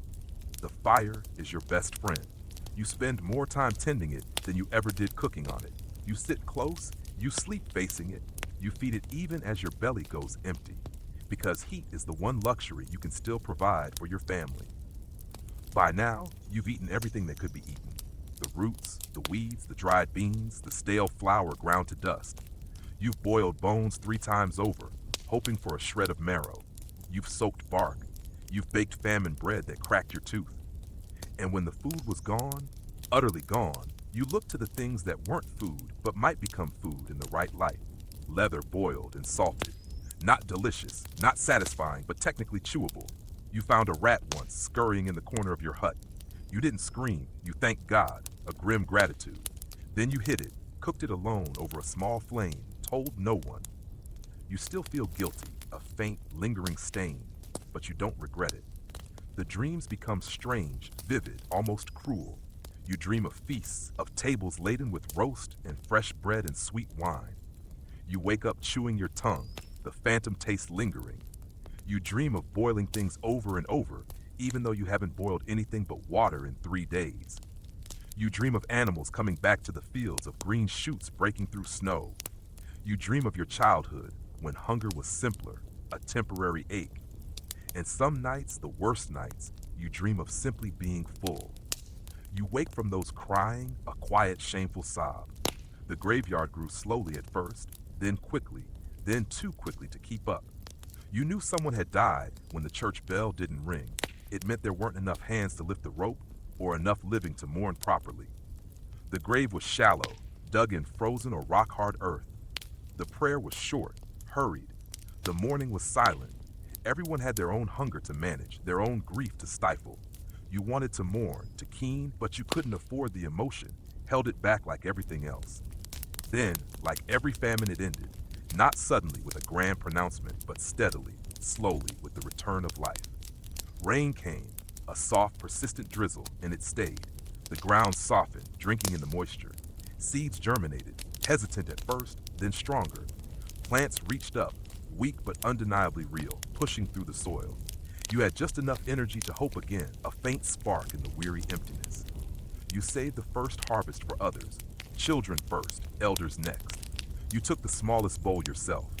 You smiled, a tired, genuine curve of your lips as you passed it. And when the first good loaf came out of the oven, cracked on top, dark on the bottom, warm in your hands, you stared at it before you ate, a moment of reverence. You remembered every day you went without, every trick you used, every small lie you told to spare someone else. You ate slowly, savoring each bite, and this time, it filled you. The church's embrace, faith and control. By the time you could walk, the church had already marked you. It had taken your name at baptism, sprinkled holy water on your brow, blessed your breath with Latin you'd never understand, and stitched your very soul into a system that extended far beyond your village, encompassing all of Christendom. You belonged to the church, not because you chose to, but because there wasn't another option, no alternative framework for understanding the world. In the quiet corners of your life, those dim early mornings before the fire had truly caught, those wet nights when the wind howled through the shutters, you felt its presence like gravity, a pervasive, inescapable force. It didn't just exist beside your life. It organized it, judged it, taxed it, forgave it, and defined what came after it, both in this world and the next. The church wasn't a place you visited once a week. It was the air around you, the muddy road beneath your feet, the very rhythm of your year. It was the voice that murmured over your grave, and the one that whispered about it decades before you got there. The village priest, often the only person who could read in the entire community, was not just your confessor. He was also your calendar, your counselor, the keeper of local news, and the nearest thing to an oracle you had. He held the mysteries of the sky and the stories of the saints, and knew why a pig might die or a storm might come, delivering pronouncements with a solemn nod. He walked through the village like a man carrying both blessing and threat in his robes. You brought your sins to him in whispers, hoping he wouldn't look too disappointed, hoping for absolution. You tried not to think about what else he knew about you, your family, your quiet transgressions. Latin was the language of the Mass, and it might as well have been a spell, a mysterious incantation. You stood in the dimly lit church beside your family, feet numb from the cold of the stone floor, listening to words that never truly belonged to you, that you couldn't translate. You didn't know what the priest said as he lifted the bread during communion, but you believed, or tried to.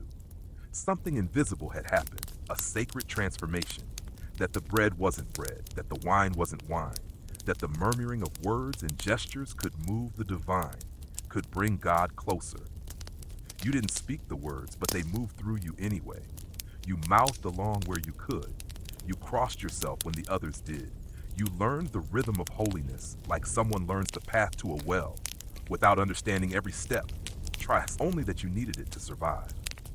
The church told you when to fast and when to feast, its doctrines carving the year into sacred pieces. Lent, Advent, Epiphany, All Saints' Day. You didn't say March or April.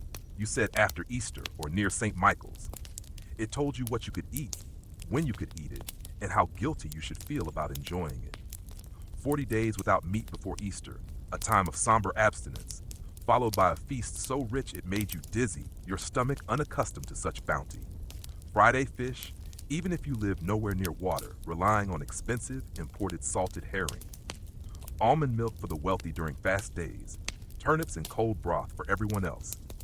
On saint days, you shared what you could spare with neighbors. On fast days, you imagined what you couldn't eat. But even when your bowl was empty, your plate was full of rules. Your calendar wasn't just for prayer, it was also for payment. The church collected 1/10 of your yield, known as the tithe, no matter the season, no matter how meager your harvest. Grain, eggs, wool, chicken, cider, if it came from your field or your body, it had a price due to God. That's what you were told. But God didn't collect it. The priest did, or his representative, the steward, with his ledgers and his silent nods. You watched your best barley, carefully harvested, carted off to the tithe barn, which was always bigger and sturdier than your own home. You saw your neighbors hand over their last sack of oats while the priest prayed for mercy they had just paid for. And when the harvest failed, when the rains came too late or the frost too early, the demand didn't change. You owed what you owed. Sometimes they let you pay in candles or labor. Sometimes they didn't. Sometimes the debt grew so heavy it bent your back even when you stood upright. A spiritual burden added to your physical one. But the church didn't just take, it gave too, though not always in the way you wanted or expected. It gave stories, simple parables that illustrated complex moral lessons. It gave structure to a chaotic world. It gave reasons when your cow died without apparent cause. The priest told you which saint to pray to for animal health. When your child fell ill, he told you it might be a test of faith, or a punishment for sin, or the devil slipping in through a crack in your belief. He offered blessings and sacraments, told you to light a candle or visit a local shrine.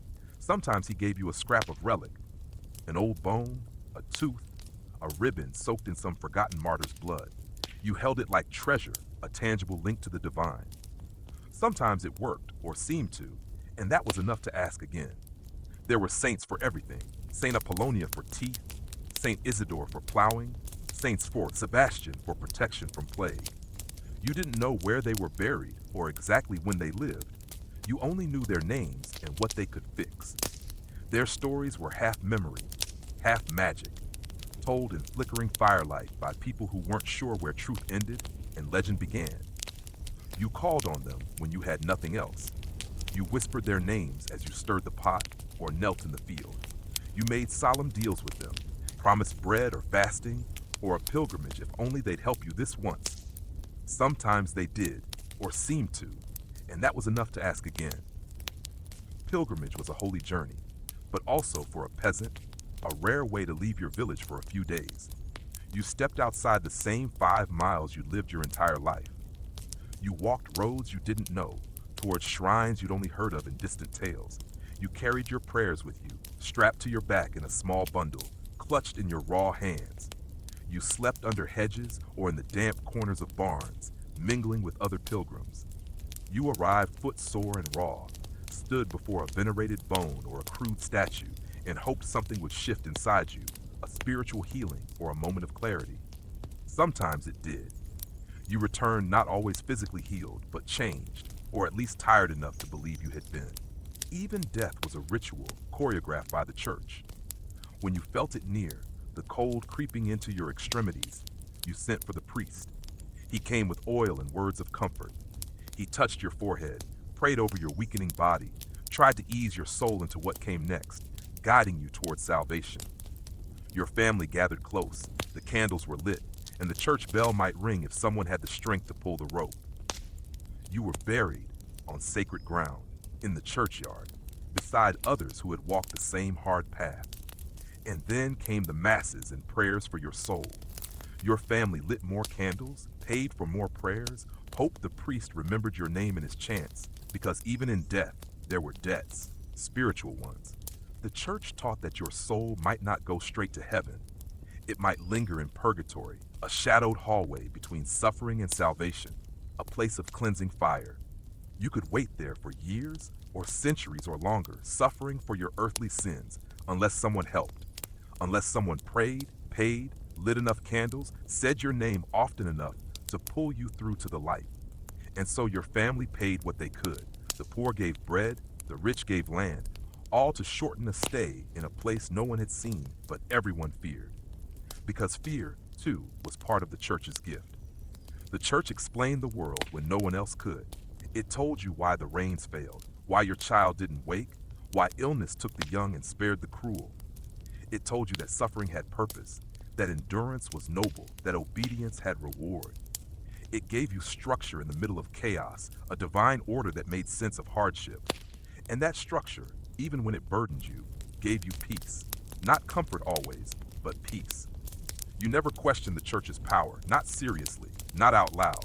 You might grumble about the tithe or curse when the priest looked the other way during a transgression, but you never stopped showing up. You didn't stop kneeling. You didn't stop crossing yourself when the bell rang.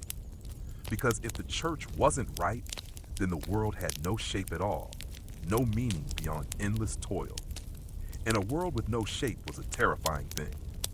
Even when the priest drank too much, even when the bishop demanded too many taxes, even when the indulgence seller passed through town with a cart full of empty promises and a purse full of coins, you still believed. Or you acted like you did, which in the end was mostly the same. Because belief was less about what you thought than what you did. You didn't understand the Latin, but you understood the structure. You stayed inside it because it was the only way forward. And when you died, you hoped the bells would ring, and the candles would burn, and your name would be said often enough to matter. You hoped the saints still listened. You hoped your sins had been counted and forgiven in equal measure. You hoped the church, in all its weight and mystery and dust and gold, would carry you the rest of the way. Quiet resistance, why peasants endured. You might think that after everything they endured, after the famines and plagues, after the tithes and taxes and the heavy boot of the manor's authority, peasants would have risen up more often. That the weight of centuries of suffering would have built up until it cracked the very wattle and daub walls of their villages, until one cold morning the frost would thaw and something inside them would finally snap. You might think they would have gathered in fields and marketplaces, farm tools in hand, and a fiery anger in their hearts, shouting that they would kneel no longer. But they didn't. Not often, not for long, and never all at once. There were revolts, yes, the Peasants' Revolt in England in 1381, the Jacquerie in France a few decades earlier. Small uprisings scattered across Europe like stones thrown into a still pond, each creating brief ripples of chaos. Angry voices erupted in places where the lords had taken too much, pushed too hard, taxed one coin too many, or demanded too much time. Sometimes the spark caught. A tax collector's house burned, a steward was run out of town, A crude banner was lifted in defiance, but those fires burned fast and were snuffed out even faster, often with brutal efficiency. They ended in public executions, in gallows built quickly in village squares, in a terrifying silence heavier than the one that came before. The world didn't change fundamentally. The grain still had to be sown. To truly understand why peasants didn't revolt more, you have to stop thinking of them as naive or cowardly. They weren't. They were survivors, not of single dramatic tragedies, but of unbroken hardship sustained year after year, generation after generation. They lived in a world of low ceilings, where hope was something rationed like precious grain, carefully measured out. They didn't lack courage, they lacked margin. In a life where every waking moment was spent just trying to keep the roof patched against the rain, to keep the animals fed, and the thin soup warm for their children, there was almost no space left for large-scale rebellion. You could plan a revolt, or you could dig potatoes. You simply couldn't do both consistently. The truth was, the system worked, not because it was just or kind or efficient, but because it was ancient and deeply ingrained. It had sunk its roots deep into the habits of generations, into the very landscape of their lives. It didn't need to be explained or justified. It simply was. You owed labor, you owed grain, you owed the church its tenth, and the Lord his harvest. You owed a quiet nod and a bowed head when the reeve passed your door. You were born into that owing, and unless you were exceptionally lucky or the tides of history swept you up, you died in it too. But by staying within those rigid bounds, by fulfilling your obligations, you could survive. Barely, yes, but you could. The cost of stepping outside those rules was too high, often unimaginably so. The manor had soldiers, armed and organized. The church had the terrifying threat of excommunication, severing your soul from salvation. The king, though he might have no idea you existed, had laws that still bound you like rope, enforced by his local lords. The penalty for open defiance wasn't always immediate death. Sometimes it was worse. Banishment from your land, starvation in the wilds, your entire family left to carry the crushing debt and burden you tried to escape. Everyone had heard a story, passed down in hushed tones around the fire. A father taken, a mother whipped, a cousin who disappeared after refusing to pay. The stories were passed down not to stir rebellion, but to prevent it, to instill a deep, ingrained caution. Besides, rebellion often didn't even feel like a cohesive option, because the people you lived beside, the ones you might fight alongside, were not strangers. They were your kin, your neighbors, your only support network. You shared fields, tools, fences, and prayers with them. Even if you privately hated the steward, you might still marry his daughter, binding families closer. Even if you resented the tithe that took your precious grain, you still brought bread to Mass for the sake of your soul and your community. The village wasn't a place you could leave easily, nor was it one you could tear apart with violence without tearing yourself apart in the process. To revolt against the manor was, in some small way, to revolt against the rhythms of your own life, against the only safety you knew. It's easy centuries later to imagine the peasant as a figure of eternal submission, head bowed, hat in hand, devoid of agency. But this picture misses the complexity of their world.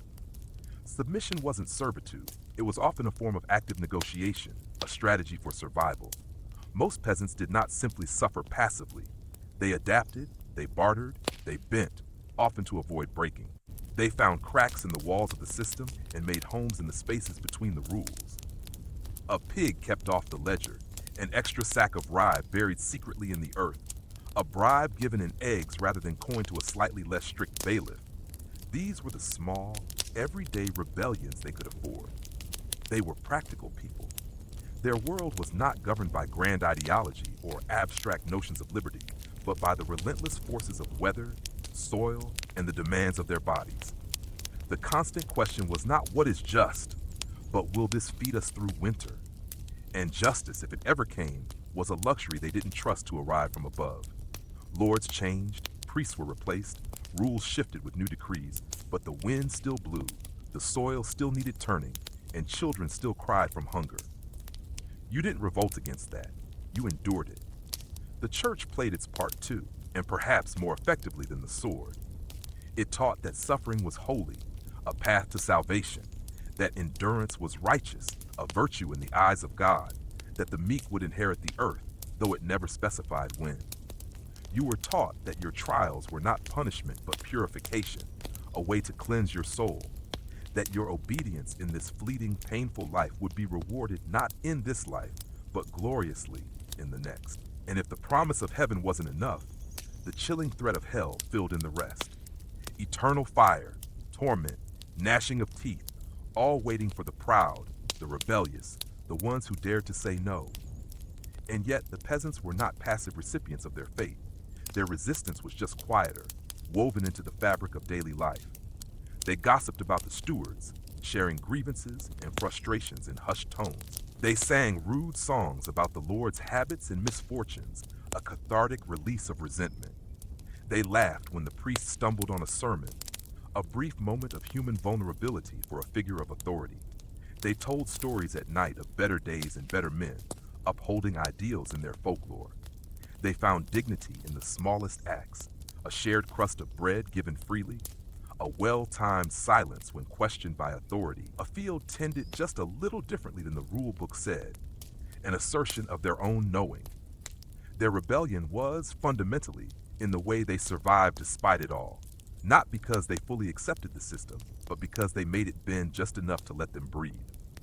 Sometimes, of course, things changed from above. A lord died, and his son was perhaps kinder or weaker. A new bishop might forgive a portion of accumulated debts. A terrible storm or a widespread plague reminded even the powerful that they, too, were mortal and subject to higher forces. But those changes almost always came from above, from the shifting whims of the powerful, or the unpredictable hand of God or nature. The peasants' job was to wait, to endure, to hand down what little they had, and to teach their children to be quiet when they had to be, and brave when they could be. And there were dreams, of course. There were. You might not have called it revolution, but you thought about a different life, a whispered possibility. You dreamed of a day when your child wouldn't have to carry the same crushing burdens, when no one would knock on your door with a list of dues, when your back wouldn't ache before you were 30, when you could sleep through the entire night without worrying about wolves or soldiers or the relentless cold of winter. Those dreams kept you going, a vital ember in the darkness, but they lived beside reality. You didn't truly expect them to come true in your lifetime. You just needed them to stay alive within you. What's perhaps most astonishing is not that peasants revolted so rarely, but that they managed to keep their culture, their faith, their families intact despite the unimaginable weight of the system pressing down on them for centuries. They kept songs alive that no one wrote down. They passed stories from one hearth to the next, preserving history in their own way. They remembered which plants healed and which ones didn't, transmitting vital knowledge. They taught one another how to pray, how to birth children, how to bury the dead with dignity. They created a continuity that outlasted kings and crusades and empires. And they did it not with banners or battles or grand pronouncements, but with persistence. Persistence was their ultimate rebellion. When the manor demanded too much, they survived anyway. When the church taxed their sins, they still lit candles. When the world turned against them with plague or famine, they huddled close and waited for spring.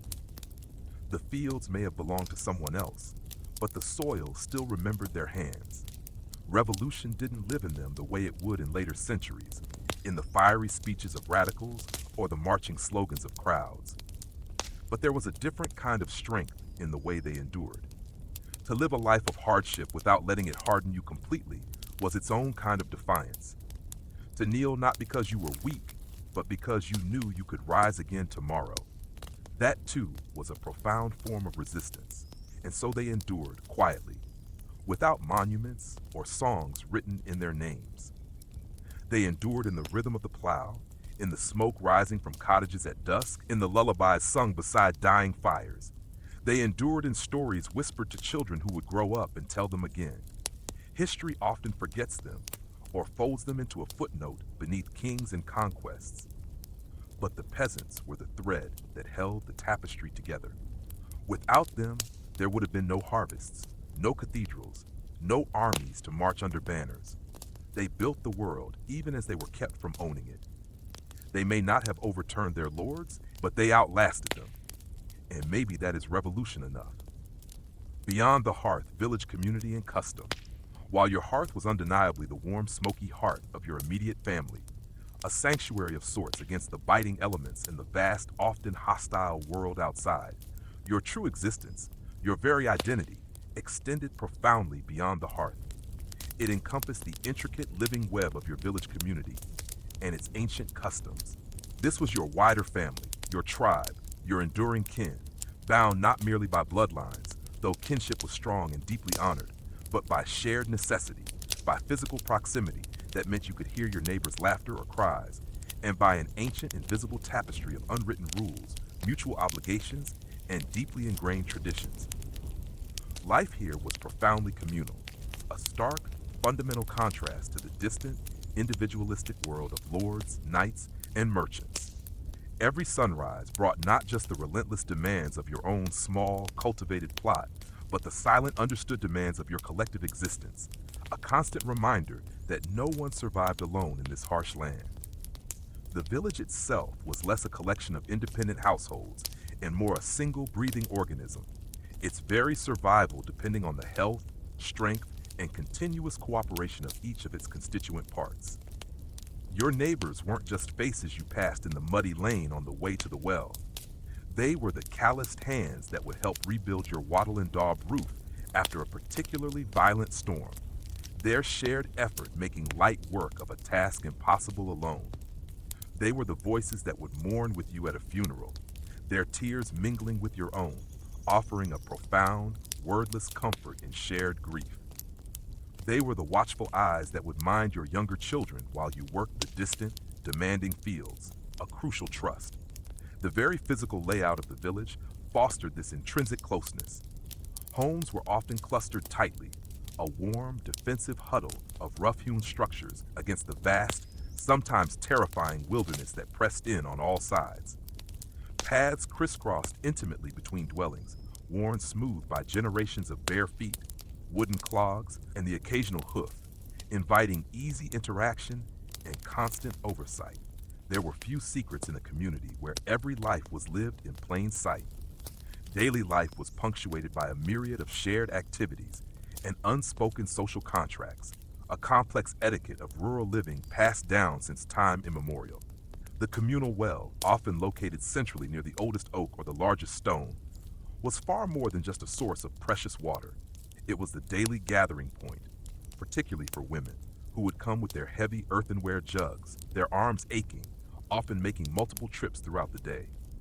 Here, news was exchanged in hushed tones, gossip whispered and dissected with keen interest, quiet laments shared over the struggles of the day or the anxieties of the season's crops. The well's edge was, in essence, the village's informal ear, soaking up every joy, every sorrow, every rumor, and broadcasting it subtly through the tightly knit network. The washing stream, if one existed nearby, served a similar purpose, the rhythmic beating of clothes against smooth stones accompanied by the steady murmur of conversation, a shared rhythm of labor and companionship. Men often worked cooperatively on tasks too large or too heavy for a single family to manage alone, raising the massive timber frame of a new barn for a lucky neighbor, painstakingly clearing a stubborn patch of dense woodland for new communal fields, or mending a particularly damaged section of a shared fence after a severe storm. This system of mutual aid, often formalized as boon work or love days, where labor was given freely as a future investment, was absolutely critical for survival. You gave your labor willingly, knowing, without a single word needing to be spoken, that one day, when your own cow broke loose or your child fell grievously ill, that same aid, that same collective effort, would be returned to you in your moment of dire need. These were not just polite gestures. They were crucial, long-term investments in your own social capital, ensuring your place within the village's protective, often suffocating embrace. Village customs dictated much of this intricate interaction, forming a vast, unwritten code of conduct, an invisible law that governed every aspect of daily life. These were the invisible threads that held the community together, the lubricants that smoothed over inevitable frictions, the shared understanding that prevented society from unraveling into chaos. You knew instinctively, without being told, when to offer help without being asked, anticipating a need before it was voiced. You knew when to avert your eyes from a neighbor's private grief or shame, offering silent respect. And you knew when to bring a small gift of fresh eggs from your chickens, or a handful of wild berries gathered from the forest, as an act of solidarity, a subtle reaffirmation of your bond, a sign that you remembered and cared. These acts of reciprocal generosity and social awareness were not just polite gestures. They were crucial, unwritten investments in your own future, ensuring your continued acceptance and security within the village's intricate, often demanding social structure. Disputes, of course, were an inevitable part of living in such close quarters, under constant pressure from nature and the Lord. A wandering pig, notoriously stubborn and destructive, might root up a neighbor's carefully tended garden plot, destroying weeks of irreplaceable labor and threatening winter stores. A cow might stray into another's meager patch of hay, consuming vital winter fodder. A boundary marker, perhaps a weathered stone or an old gnarled tree, might be subtly shifted by an ambitious neighbor seeking a few extra inches of precious land. Gossip, sharp and stinging as a nettle, could easily damage a reputation, leading to ostracization, a terrible fate. A heated argument over a shared resource, like access to a particular patch of woodland for foraging, or the timing of using the communal mill, could flare into shouting matches, spilling into the lane for all to hear, drawing the silent judgment of onlookers. These were the common crimes and conflicts of your world, petty by external standards, but profoundly significant and deeply personal to those whose survival depended on every blade of grass, every handful of grain, every shred of reputation. Such disputes were rarely taken immediately to the Lord's distant court, which was often located a day's journey away, a bewildering, costly, and terrifying experience. The process involved prohibitive fees that could cripple a family, precious time away from vital fieldwork, and formal language, Latin or Norman French, that was utterly incomprehensible to your simple ears. You only approached the Lord's court for the gravest matters: serious, undeniable theft, acts of grievous violence that drew blood, or outright, unforgivable refusal to pay taxes. Instead, most conflicts were resolved within the village itself through a system of informal justice, rooted in practicality and the desperate necessity of maintaining cohesion. The first step was usually direct confrontation, often loud and publicly emotional, a venting of raw frustration. Accusations would be hurled across gardens or in the lane, escalating from muttered complaints to shouted grievances, the air thick with tension and raw emotion. The entire village would listen, eyes darting, absorbing every detail, forming unspoken judgments, their collective opinion a powerful, silent force that could bring even the most stubborn offender to heel. If direct argument failed to bring resolution, the matter might be brought before the village elders, men like Old Tom, whose wisdom was derived not from books, but from longevity, deep knowledge of local custom, and accumulated life experience. Or it might be brought to a council of respected household heads, a gathering of the patriarchs and matriarchs who, by virtue of their age, prosperity, or strong character, held the social power and influence. These figures, acting as informal arbitrators, would listen patiently, sometimes for hours, weighing the evidence, often little more than conflicting testimonies and established reputation, and propose a solution.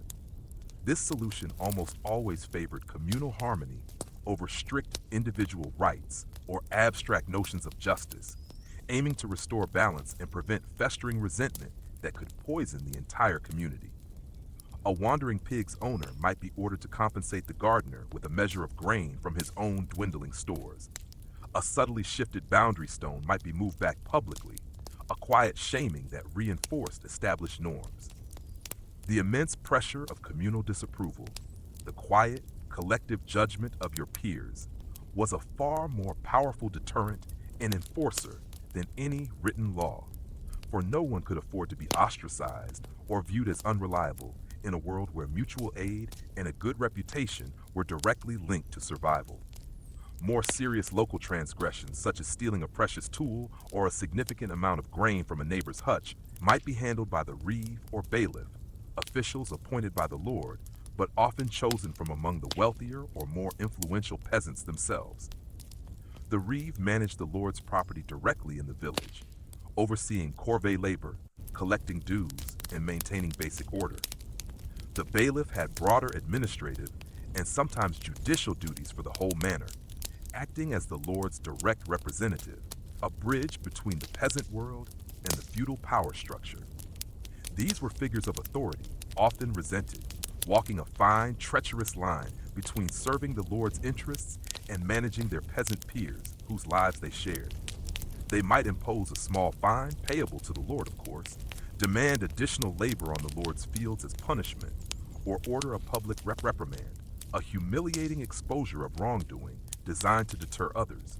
Physical punishment, like a few lashes with a switch, was rare for minor offenses, but certainly a terrifying possibility, designed to instill fear and enforce compliance.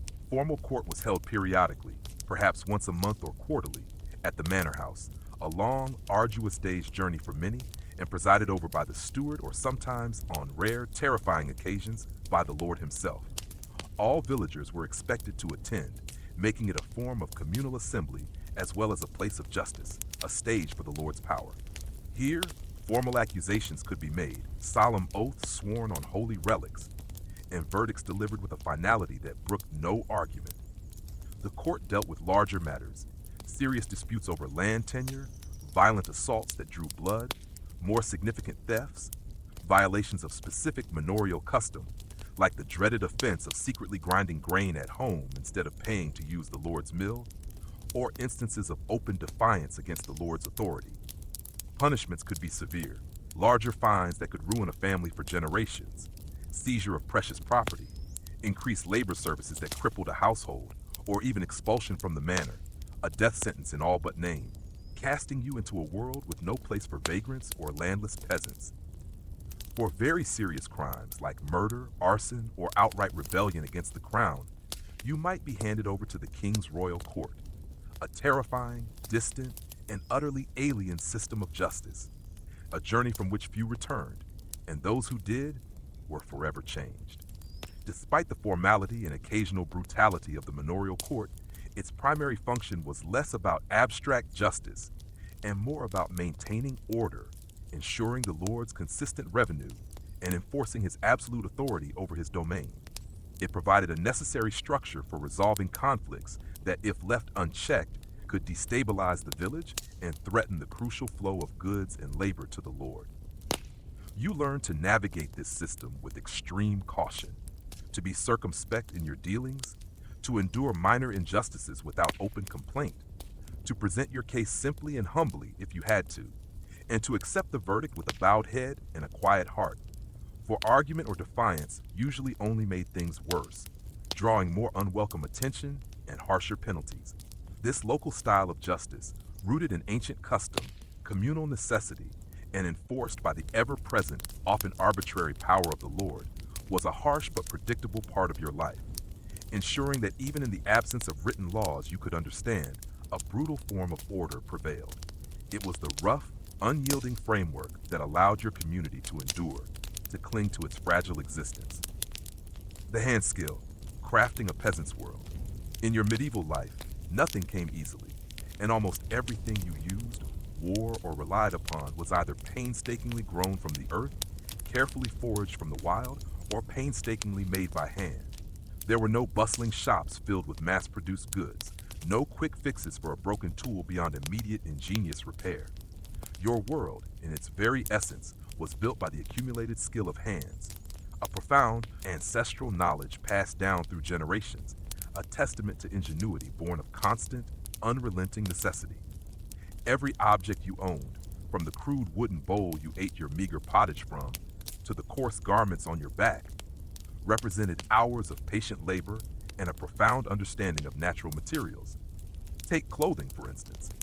It was not a matter of fleeting fashion, a luxury of the distant nobility, but an absolute necessity for survival against the biting cold, the scratching thorns of the fields, and the harsh sun.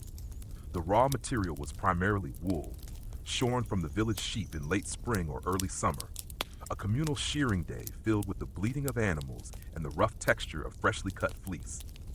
This raw fleece was dirty, greasy with lanolin, and often filled with burrs, twigs, and bits of dried dung. It was the ceaseless, diligent task of the women and older children to clean it. The wool would be taken to the stream, immersed in cold water, and patiently squeezed and rinsed until the murky water eventually ran clear, a laborious process that chapped the hands. After cleaning, it was spread out on bushes or racks to dry in the sun and wind, its scent mingling with the damp earth. Next came the arduous process of carding, using two bristly wooden paddles, studded with wire teeth, to comb and tease the wool fibers until they lay in parallel, fluffy strands, soft and ready for spinning. The rhythmic thwack-thwack scrape of the carding paddles was a constant, almost hypnotic sound echoing from every home during the long winter evenings. Then came the spinning wheel, a deceptively simple device that transformed fluffy tufts of wool into continuous, strong thread. Hour after hour, day after day, your mother, your sister, you yourself would sit at the wheel, your foot pushing the treadle in a steady rhythm, your fingers deftly drawing out the fibers, twisting them into yarn with practiced ease as the spindle hummed and whirred. The gentle, persistent hum of the wheel, the soft whirring of the spindle, was the ever-present soundtrack of winter evenings, a lullaby of industry. This spun yarn, coarse but strong, was then either knitted into thick, warm hose or caps, or painstakingly woven on simple, often upright wooden looms into broad lengths of coarse cloth. This fabric, rough against the skin but incredibly durable and warm, would be cut and sewn by hand into basic garments. Tunics for men, long dresses for women, simple hoods, and heavy, enveloping cloaks for all. Dye, if available, was natural, derived from plants, wove for deep, muted blues, madder root for earthy reds, onion skins for yellows. Every stitch was precious, every mend a vital act of preservation. When a garment was utterly beyond repair, its threads would be painstakingly unpicked and reused, ensuring absolutely no fiber was wasted. Even the lint from the hearth might be mixed with mud for daub. Tools were equally vital and were typically crafted, maintained, and repaired by the men of the village, often drawing upon rudimentary forging skills. The village might boast a small, communal forge, a simple, open hearth with a clay or stone base, fueled by charcoal produced in the nearby forest and operated by foot or hand-pumped bellows to intensify the fire. Here, essential iron implements, the tips of plowshares, the sharp edges of axe heads, the broad blades of hoes, the occasional nail or hinge, could be heated until glowing cherry red, then hammered into shape on a sturdy stone or iron anvil, the rhythmic clang, clang, clang echoing across the village. Sharpening was a constant, necessary task. Scythes and sickles, essential for cutting grain and hay, would be honed with whetstones until their blades gleamed sharply enough to cut through tough stalks. Wooden handles for these tools were not bought. They were painstakingly carved from sturdy, resilient wood like ash or oak, shaped by hand to fit the callous grip, smoothed by years of friction. Broken parts were never simply discarded. A cracked wooden bucket would be bound with flexible willow withes, a frayed rope painstakingly rebraided from plant fibers or animal hair. Basket weaving, using flexible willow or hazel branches gathered from riverbanks, was another common and essential skill, producing a variety of containers for everything from foraging to carrying dung to the fields, from storing eggs to holding wool. Even the everyday objects of your home required constant crafting and maintenance. Earthenware pots, though some might be traded from a passing potter, were often made locally from clay dug from riverbanks, shaped by hand, and fired in simple kilns. Wooden bowls and spoons were carved and smoothed, their surfaces acquiring a rich patina from years of use. If your dwelling boasted a chest, it was either painstakingly carved over many months, or perhaps a prized inheritance, its heavy lid protecting your few possessions. Rush mats were woven annually from fresh rushes to cover the dirt floor, providing a thin layer of cleanliness and insulation, but requiring constant replacement as they grew damp and decayed. Clay lamps, fueled by precious animal tallow or lamp oil, were molded by hand, their wicks made from twisted plant fibers. This self-sufficiency wasn't a choice, it was the only way to survive. Every peasant was, by necessity, a jack of all trades, a farmer, a builder, a weaver, a carpenter, a blacksmith, a baker, a brewer, a leather worker, a gatherer. The cumulative skill of the hands within the village, allowed you to wrest not just sustenance, but existence itself from the raw materials of the earth, shaping your world with simple tools and endless patience.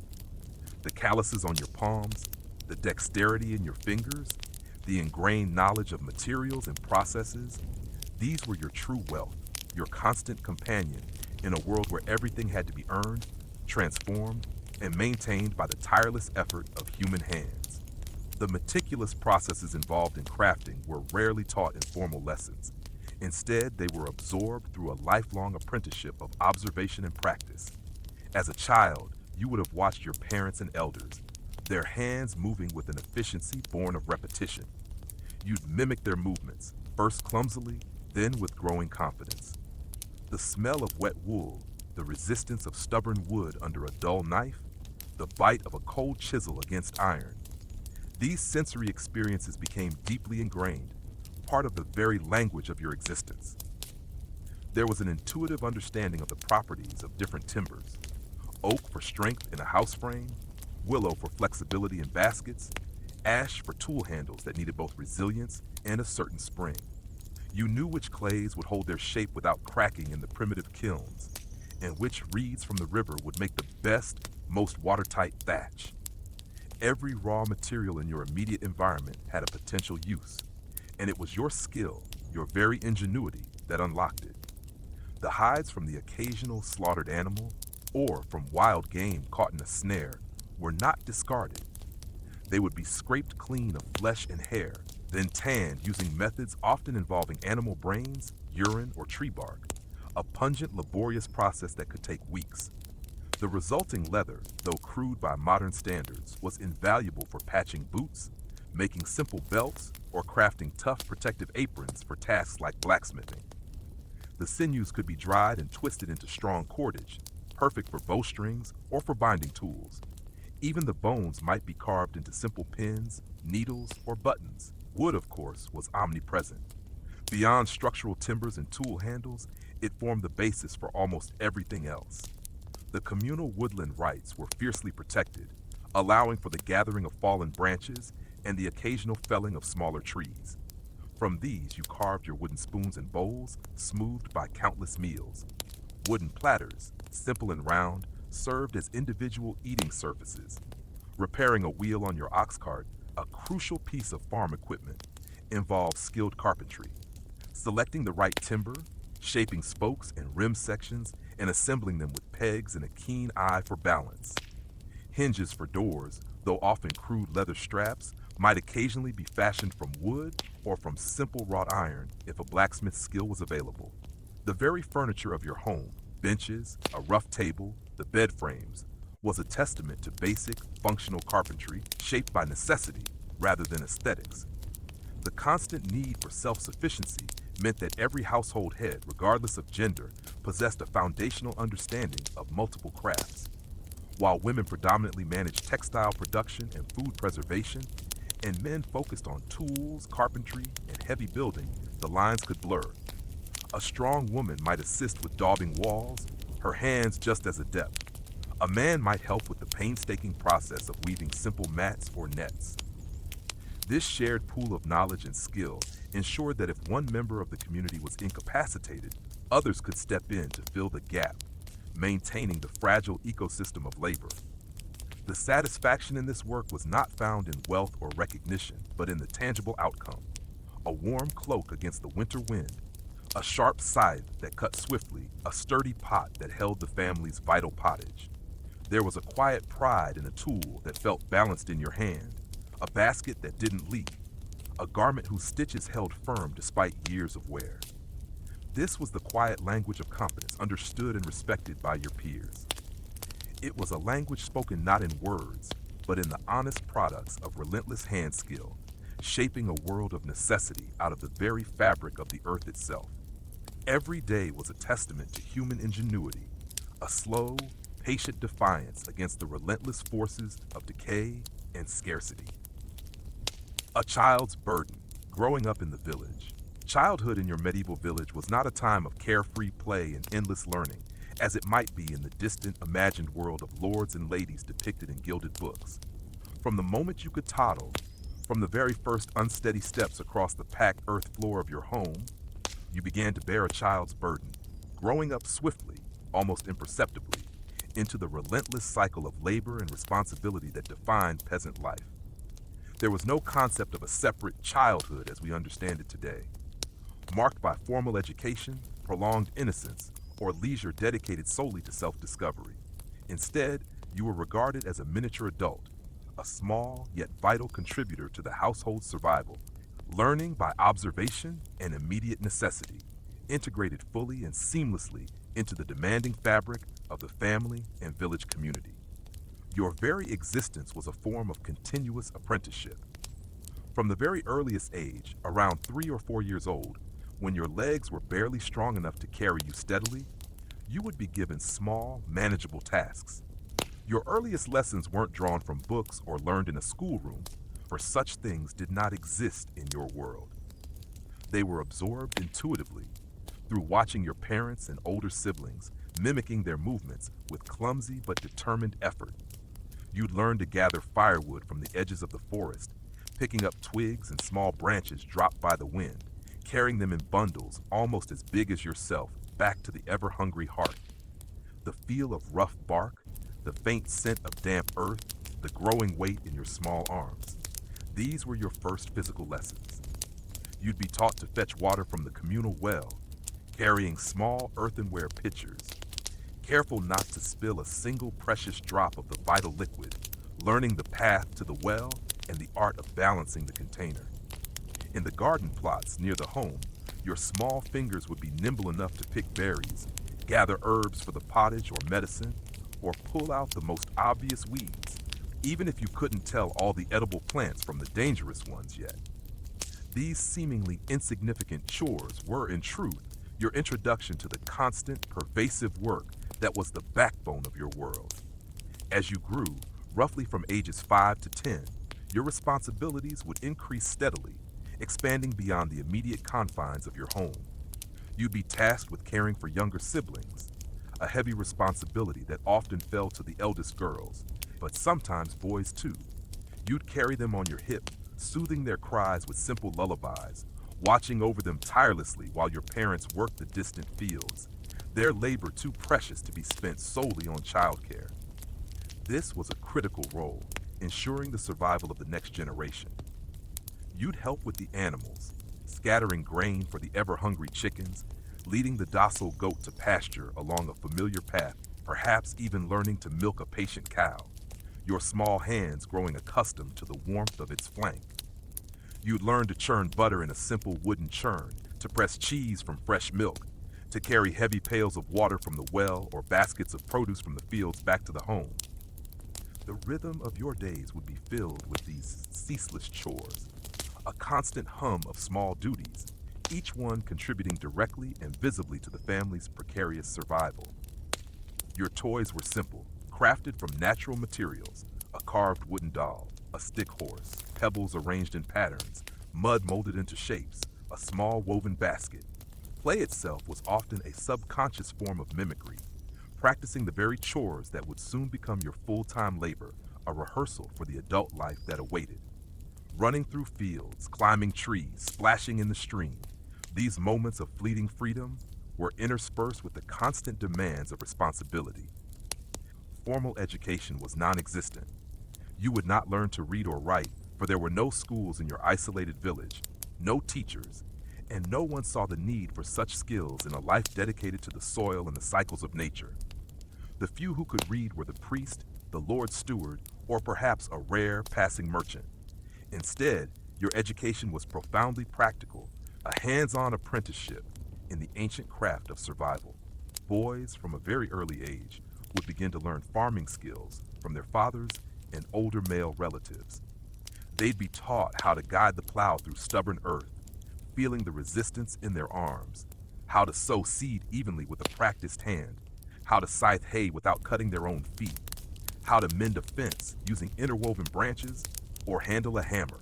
Their lessons came with the smell of turned earth, the scent of sweating animals, and the feel of rough tools.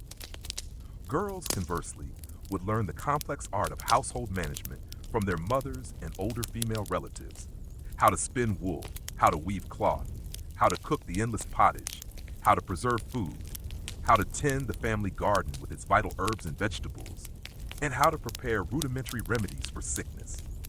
These were not optional skills, nor were they merely hobbies. They were the very foundation of your adult life. By the time you reached your early teenage years, roughly 12 to 14, you would be considered an adult, fully integrated into the labor force. Your small hands would have grown stronger, capable of wielding a hoe for hours, of pulling weeds with relentless precision, of binding sheaves of grain during the back-breaking harvest. You'd be expected to contribute fully to the demanding cycle of agricultural labor, your strength and endurance now vital to the family's survival. There was no puberty in the modern sense, no extended adolescence. You simply transitioned from a child's burden to an adult's.